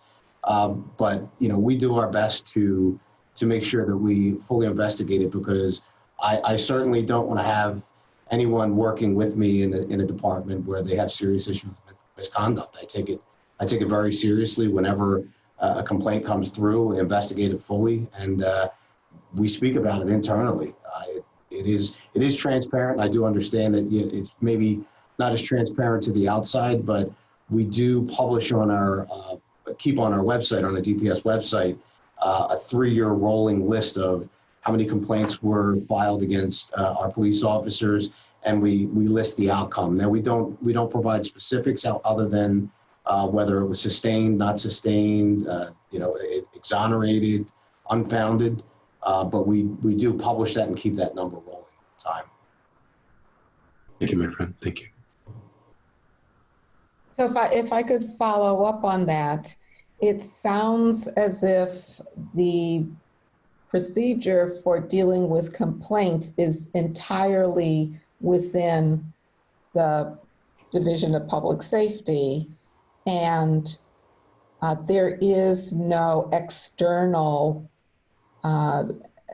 supervision or investigation of it. When I was speaking with Mr. Rowland, he mentioned that there aren't that many that come to him or his level because there aren't grievances filed against the disciplinary procedures. So one impression that you might get from that is that the Penn Police Department does not discipline its officers. You mentioned speaking with them, but I'm just not getting a sense of what kind of discipline happens when there's a complaint against a Penn police officer. So can you say more about that, please? Sure. And quite honestly, we do not get a lot of complaints that are even a little bit serious. Most of our complaints are whether it's internal, whether an officer was tardy. A lot of our complaints are very minor infractions and not serious misconduct issues. We do get complaints from people if someone had received a parking ticket and they felt that it was unfair that they received it. We investigate it. We look into every aspect of the complaint, but we do not get serious complaints, at least not in the past 3 years that I've been in this position. I have not seen some serious misconduct. And if anything is even a bit questionable, we do contact Jeff. It's through our chief of police, and we discuss it, and we will make sure that it's handled appropriately, but we have not had instances of that. And the complaints that we do get are very, very minor. So you in the last 3 years, you haven't gotten a single complaint about excessive force, about racial profiling, about racial bias, about harassment, nothing like that? Well, nothing of serious misconduct to that extent. There are things that may be rolled into where harassment may have been used by someone who made a complaint, but in the context of the interviews with the complainant, the interviews with the officer, and looking through it, it may not have been exactly classified as that. But again, it was as a result of the investigation, and 90% of it is when the complainant is asked to relay the story and say, explain to us specifically what happened and spell it out, and it clarifies a lot of it. I see. So the complaint is then interpreted by the police as to whether or not it qualifies as a legitimate complaint. Interpreted is maybe a little bit strong. It's more of we actually verbatim take a person's statement and spell it out and spell out exactly what was said. Because sometimes people do use a term that may not exactly fit what they meant. Maybe somebody was rude, where it was not harassment, but they said I was being harassed. But they clarified and said, no, the officer I felt was rude. So it's not that we're covering it up or interpreting it. We pull it out and we go through it. And our investigations don't take days. They usually take weeks for us to go over. Okay, thank you. So much, Captain. Thank you so much, Jeff. Turn back to John for the final round. Thanks to all. So for the last segment of today, we'll turn to Officer Nickol Taylor and Mr. Louis Petrecco. We'll start with Officer Taylor. If you can unmute and give us your statement, please. Good morning, panel. I'm Officer Nickol Taylor. I'm a patrol officer for the University of Pennsylvania Police Department. I've been working in the university area for 25 years, and I've lived my entire adult life in the University City, West Philadelphia, Overbrook area. Prior to becoming a police officer, I worked for Spectre Guard, currently known as Allied Universal. I worked for them for 2 years. I patrolled the area of 40th and Chestnut to 43rd on Baltimore Street, being the eyes and ears for the University of Pennsylvania Police Department and reporting back any instances of concerns from the public. There was a pilot program between Spectre Guard and University of Pennsylvania Police Department, and I had applied to transition from a security guard to a police officer. I applied, I got the interview, and before I knew it, I was sent to a 6-month training in the Philadelphia Police Academy. After graduating the Philadelphia Police Academy, I returned to the University of Pennsylvania as a police officer, where I have proudly served for 23 years. I'm currently assigned to the 40th Street beat and patrol the areas of 40th and Market to 40th on Baltimore Avenue with my partner, who's a Philadelphia police officer. Our details consist of community engagement, banks, businesses, store checks, and attempting to prevent crime, possible problem solving, and I attend 5 of the community meetings that are located in the West Philadelphia area. Thank you for allowing me to participate in the panel, and I'll be ready for any questions. Thanks.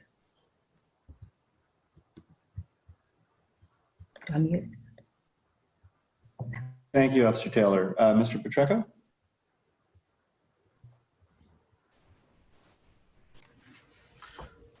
Good afternoon, Executive Director Holloway, Professor Roberts, Vice President Howard, other panelists, and those who are joining from elsewhere. I'm Louis Petrecco, the Director of Security Services within the Division of Public Safety. I started in my current role and with Penn a little over 2 years ago. Before coming to Penn, I spent most of my professional career working in the security services industry, and a lot of that time working in the higher education security.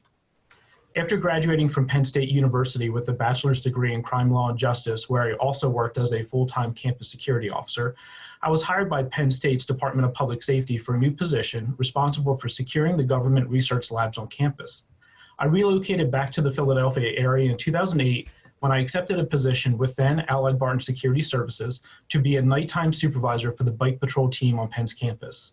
This is when I first became acquainted with Penn, the University City community, and the Division of Public Safety. I would spend close to 10 years with Allied Barton Security, now called Allied Universal, with almost half of that time being assigned to Penn's campus, working in various positions. My last few years with Allied were spent working in the Corporate Learning and Development Department, where we supported the rest of the company by developing training programs for both security officers and managers. In 2017, I left Allied to become a security operations manager for another university, and then in mid-2018, I was invited to rejoin the Penn community I've grown so fondly of over time as the Director of Security Services. As the director, I spend most of my time overseeing the administration and consistent implementation of the services provided by Public Safety and Allied to the community.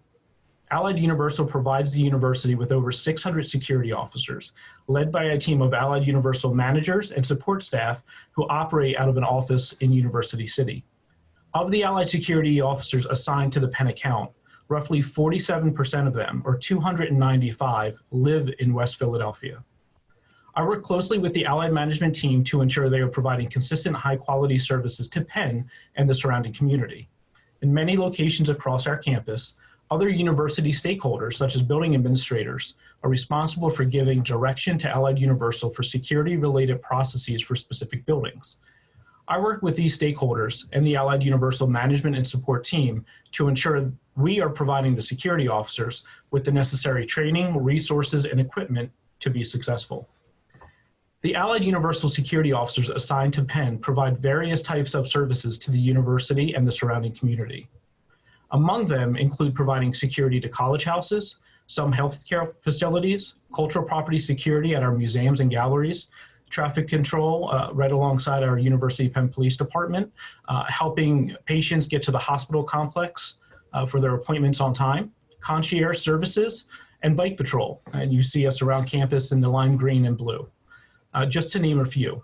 As you can tell, the role of a security officer on campus varies greatly depending upon the position and location in which the officer has been assigned. So it is extremely important that the right people be placed in the right positions to give them the best chance of success. When a person is hired by Allied Universal to be a security officer at Penn, they go through a training program that helps them integrate into the Penn community and the site in which they will be assigned. Every security officer at Penn attends a Penn-specific orientation program that was developed in partnership with the Division of Public Safety and Allied Universal. This Penn orientation program aims to introduce the new security officer to Penn and the University City community. This is also where they learn about our new methodology that creating a safe and more secure environment is a byproduct of providing excellent customer service. Our goal is not only for them to be the best security professional, but also to be the best representative of the university and the Division of Public Safety to the entire community. This can be challenging, which is why over the last year and a half, and at Penn's request, Allied created a quality assurance team that helps us pursue this goal. The charge of this team is to review trainings, policies, and procedures and make recommendations for how we can become more effective and efficient in supporting our security professionals and the community in which they serve. This team is also integral in researching complaints received about our security officers and supervisors, in addition to tracking compliments and accolades regarding the same group. The most visible security group on campus is our security bike patrol team. This group patrols the campus and surrounding areas and provides a variety of services to the community. In 2019, the Penn Security Bike Patrol team completed 12,187 calls for service to Penn and the University City community. These included 2,388 calls to assist motorists for things such as jump starts and lockouts, and 6,008 walking or vehicle escorts, all of which are free services provided to anybody within our service area. And this is just a small glimpse into how the overall security service team tries to support the community around us. When I accepted my position, I was excited about the opportunity to join the Division of Public Safety team. And at first, this position appeared a bit daunting as I had experienced the extremely high standards Vice President Rush has for her team and the entire public safety program. 2 years in, I'm still honored to be working alongside so many wonderful and caring people. And like any good team, we are always looking for ways to improve. And I am incredibly thankful for the hard work and dedication shown by the members of the security services team every single day. I appreciate you inviting me to talk about my department today and look forward to answering your questions. Well, thanks to both of you for your statements and for your willingness to answer our questions. So I'll start with you, Officer Taylor. You serve as a liaison to the West Philadelphia community, to a number of groups you mentioned, such as the First Thursday group. And I wondered if you'd tell us a little bit more about what the meetings are like, what you hear from West Philadelphia residents about what they think about the Penn Police, and just in general, whether you think the perceptions are in line with some of what we heard today, and if there are any problems that are ever voiced at these hearings and how you respond. I should say meetings. I have hearing on my head, but meetings. So they may voice questions about crime and crime prevention. So usually my role at the meetings are to talk about crime and crime prevention. But since I pretty much deal with the members and I guess the presidents of the meetings off duty as well, they may ask other questions. So they may ask questions about their response time in the Walnut Hill area that they live in, or the Garden Court area that they live in, or maybe theft from autos and theft from vehicles, and who should they call, and basically what to do to prevent that. So they may not get the answers that they need from maybe their community relations officer for their district. And then I'll get maybe pamphlets that I've received from SEPTA or Philadelphia and give to them to give them the additional tools to help them kind of figure out what they need to do that suits their area, you know? So maybe I should have asked first, who comes to these meetings? And before I ask about what their perspective is, who comes to the meetings? What kind of information are they looking for? And it's interesting, when I said problems, I was thinking of whether they voice problems they have with the police. But it sounds as if this is a different kind of community group that's really interested in asking you questions about how to get access to the police. It sounds like, from what you said. Assistance with crime prevention or information like that. Mm-hmm. So Walnut Hill meetings are for the community, and the community goes to those meetings. It's open for the community of Walnut Hill. But Garden Court goes to their meetings. They kind of all cross in meetings to share information. They're trying to beautify their neighborhoods and prevent crime. They talk about stakeholder things, property buying and values and things like that. Mm-hmm. So during the community meetings, those are the things that they're talking about, the 5 meetings that I go to. The community college meetings, they're talking more about human resources and children issues. So they're looking for information about that. I come with the information from a law enforcement perspective, but they also want me as the female law enforcement officer who's also a person. They want that perspective as well. So they also like getting that information. Do you know, are there any meetings that the Penn Division of Public Safety or the Penn Police in particular hold to hear grievances from community members about issues they have with the police? I have no knowledge of that.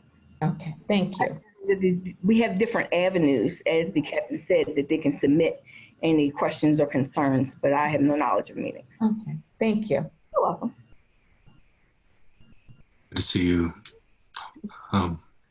My question is a semi-personal one, in the sense of it's a unique journey, I think, to the force coming up through Allied. I'm not sure how many people start in security services and then end up as a sworn officer. Can I ask why you wanted to be a police officer? And then I kind of broaden that question around, I don't want to make any presumptions, but a lot of us who grow up in predominantly Black neighborhoods, Baltimore, Maryland here, grow up with a certain perspective of the police. And it's overwhelmingly negative in my experience of the way that we have been policed and the reputation of the cops and stuff. And so very often people are surprised when people who come up through Black neighborhoods want to be a police officer policing a Black neighborhood. Why did you want to be a cop? And have your perspectives on policing changed over the years, or has it always been whatever? Well, I've always felt the same. The reason I became a police officer is because I wanted to help people. I'm like a nurturer. I want to help them. I want to make things better. And if I have a way to do it, I'm going to attempt to do it. That's prior to policing, prior to security. It's just how I am. And the way that things are now, I'm not going to let it change who I am as a person. People may give me, I guess, like negative feedback, based on what's going on in society. But it's still, I don't let it change me as a person. And I continue to do everything I do. I continue to offer to help people. If they don't want my help, I offered. And that's just who I am. Can I ask a quick follow-up question to you? You are on the inside there. How can the Division of Public Safety improve, particularly around community relations? And then broadly speaking, it feels like we're having a hard time as a country around policing, particularly policing and violence against Black bodies by police. What can we do better there? How can we make that better? How can we not have any more George Floyds or Breonna Taylors? And those are different situations, but how can we have no more of these hashtag names? Well, I believe that accountability is an issue. People need to be held accountable for their actions. As in Baltimore, when they had the issue with riding around, in the wagon, riding around the males in the wagon. Other departments are to learn from that. We're supposed to learn from the misconduct of other people. And it's just as a person as a whole. If someone does something and it has a negative outcome, I should learn from that, I believe. So I wouldn't continue to do it. I feel like there needs to be a consequence and people need to be held accountable for their actions on both ends, from the public as well as in policing.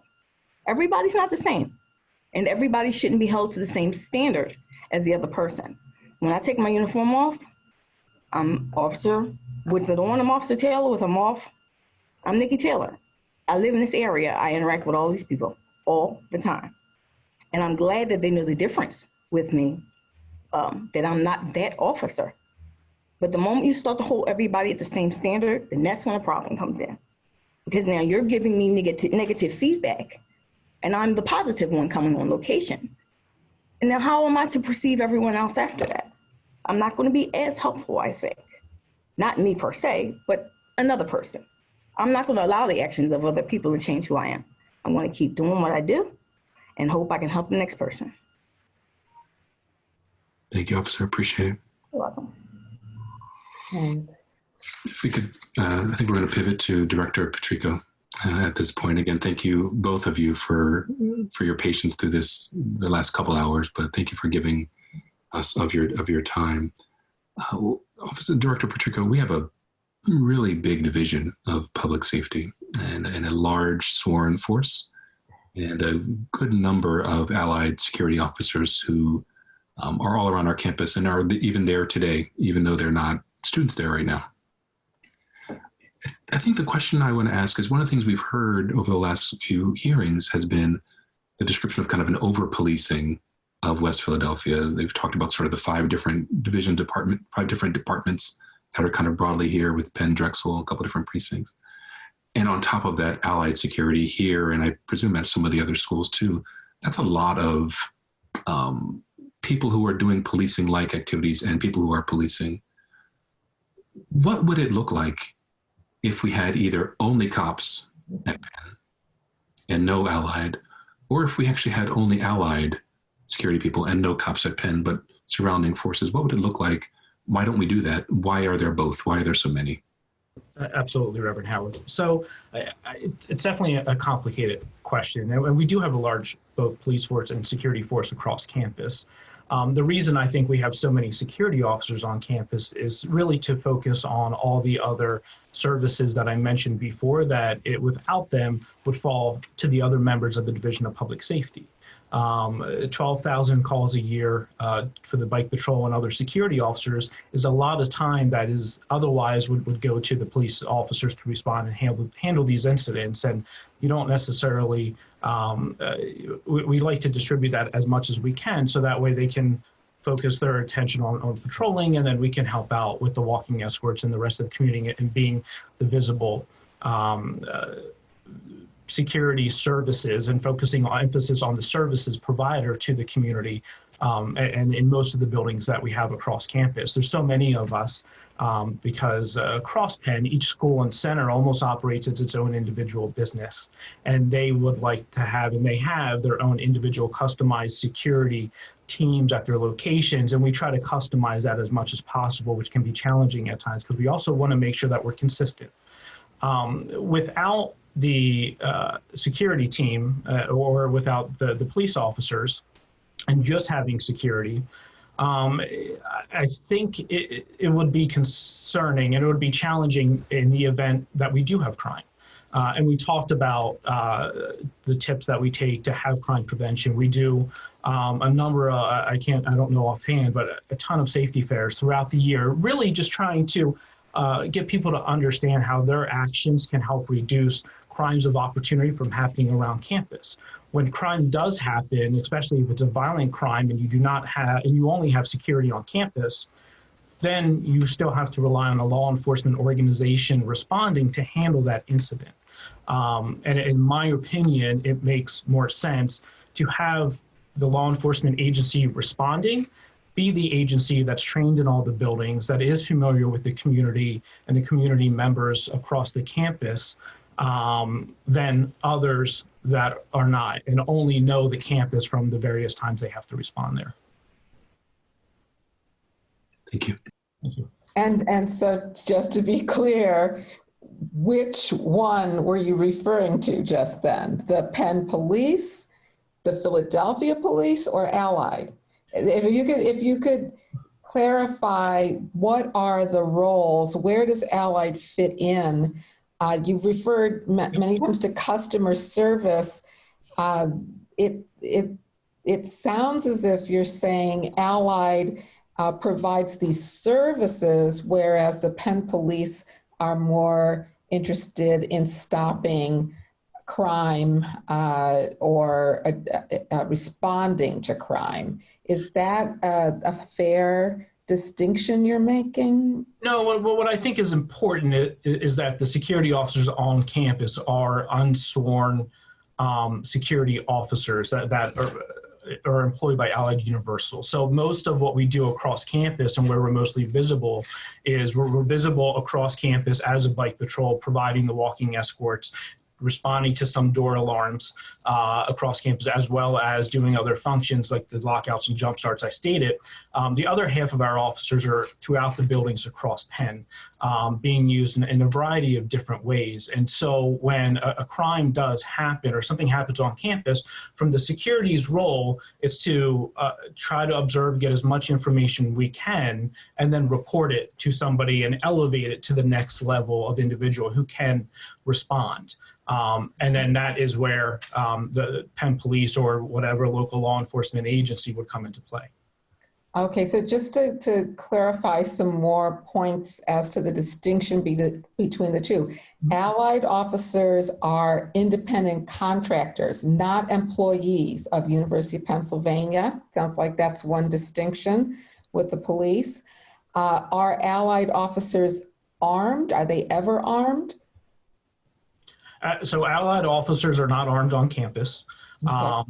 And that's the way it's always been since even before me. Okay, are they subject to the same policies as University of Pennsylvania police officers?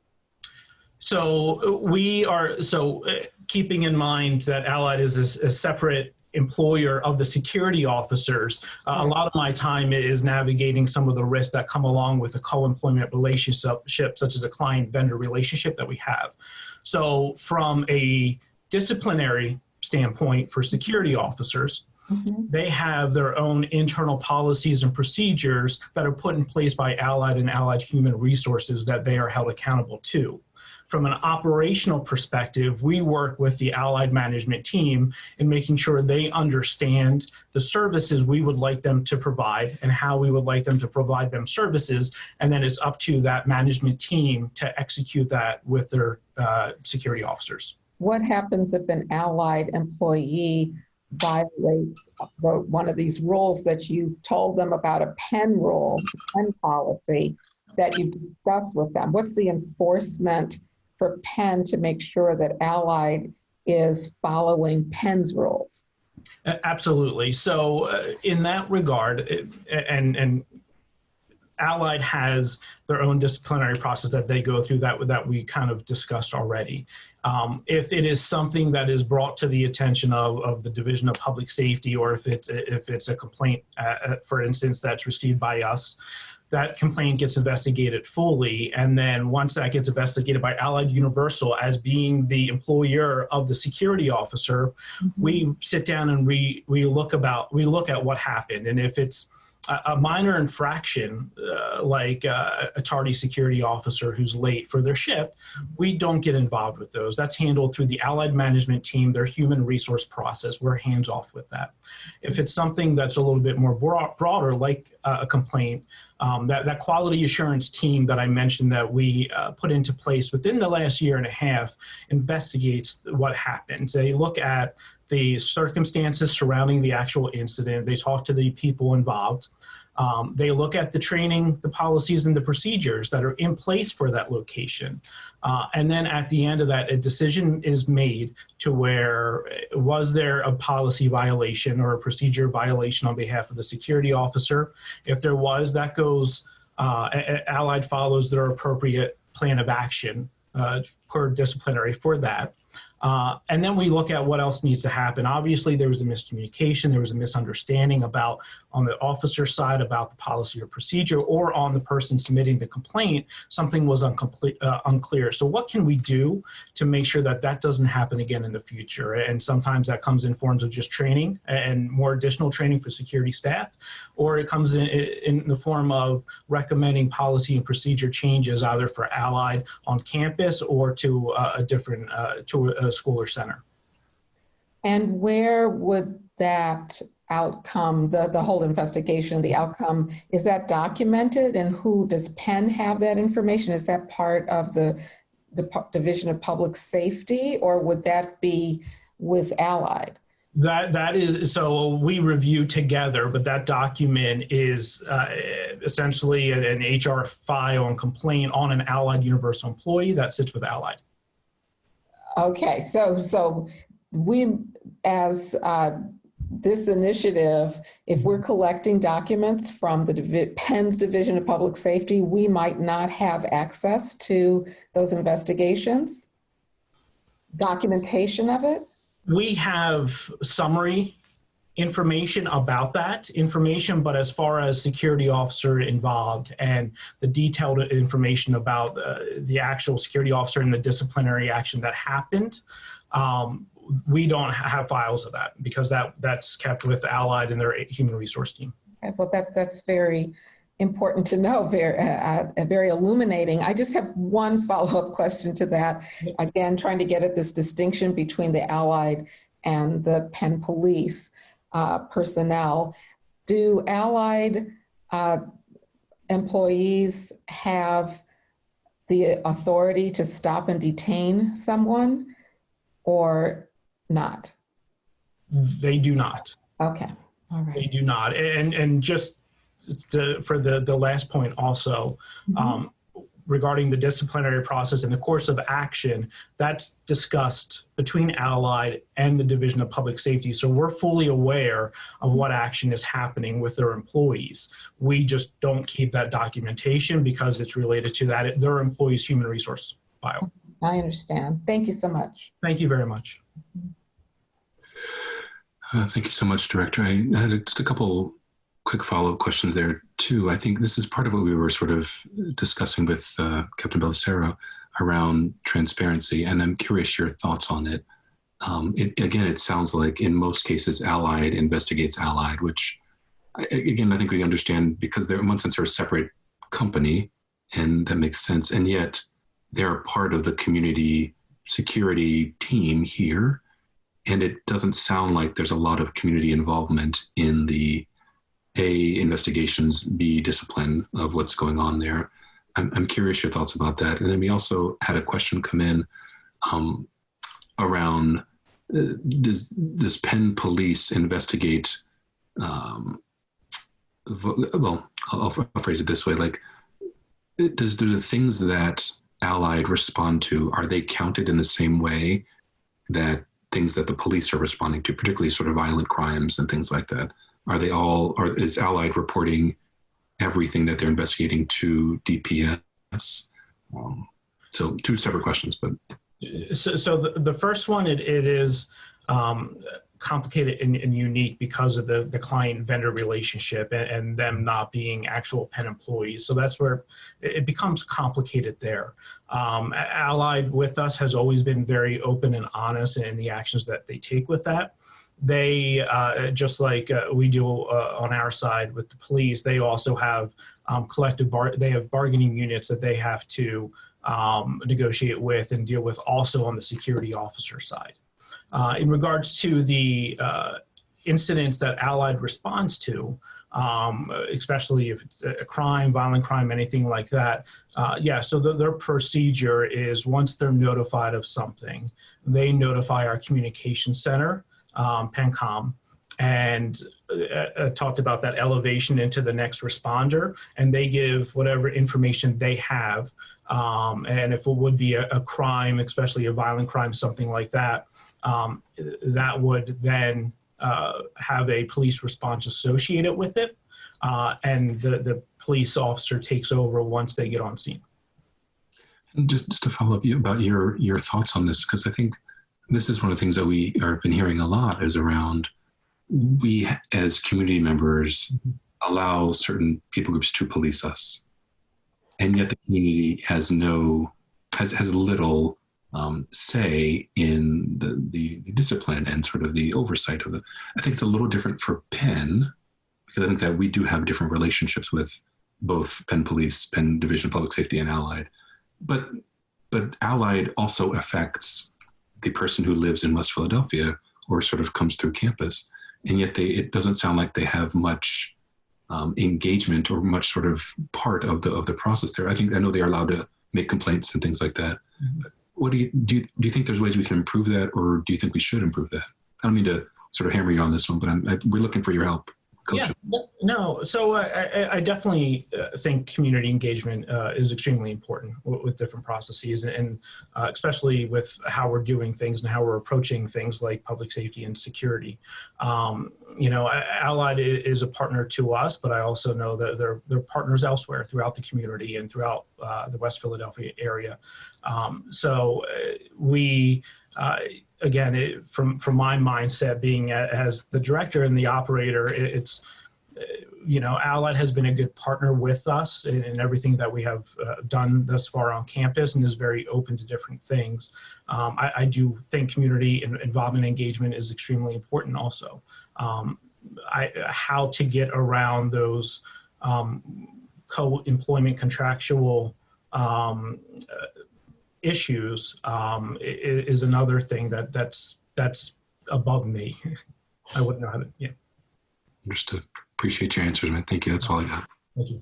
Yeah, same here. Thank you to all of the speakers today. We really appreciate your contributions to this process. Thank you. Thank you, Officer Taylor. Thanks, Mr. Petrecco. Thank you, Reverend Howard and Professor Roberts. And I want to thank our audience also for your questions. To the extent we didn't answer them, we do have them on record, and we are going to follow up as our conversations continue as part of this process. And we appreciate the input. We're very much looking forward to continuing this process day after tomorrow, Thursday, August 20th at 2 p.m. The login as with this will be on pennpublicsafetyreview.org. And we look forward to posting the unedited transcript of this hearing as soon as we can, the unedited video as soon as we can, and the unedited transcript may take a few days longer, but both will be posted at the same place. So I guess we will wrap this up and draw it to a close today. Hope to see you on Thursday, and thanks again to all of our participants for your thoughtful remarks and your participation in this as members of the Penn community. The diversity of views is going to make us better. Thank you very much. Be well.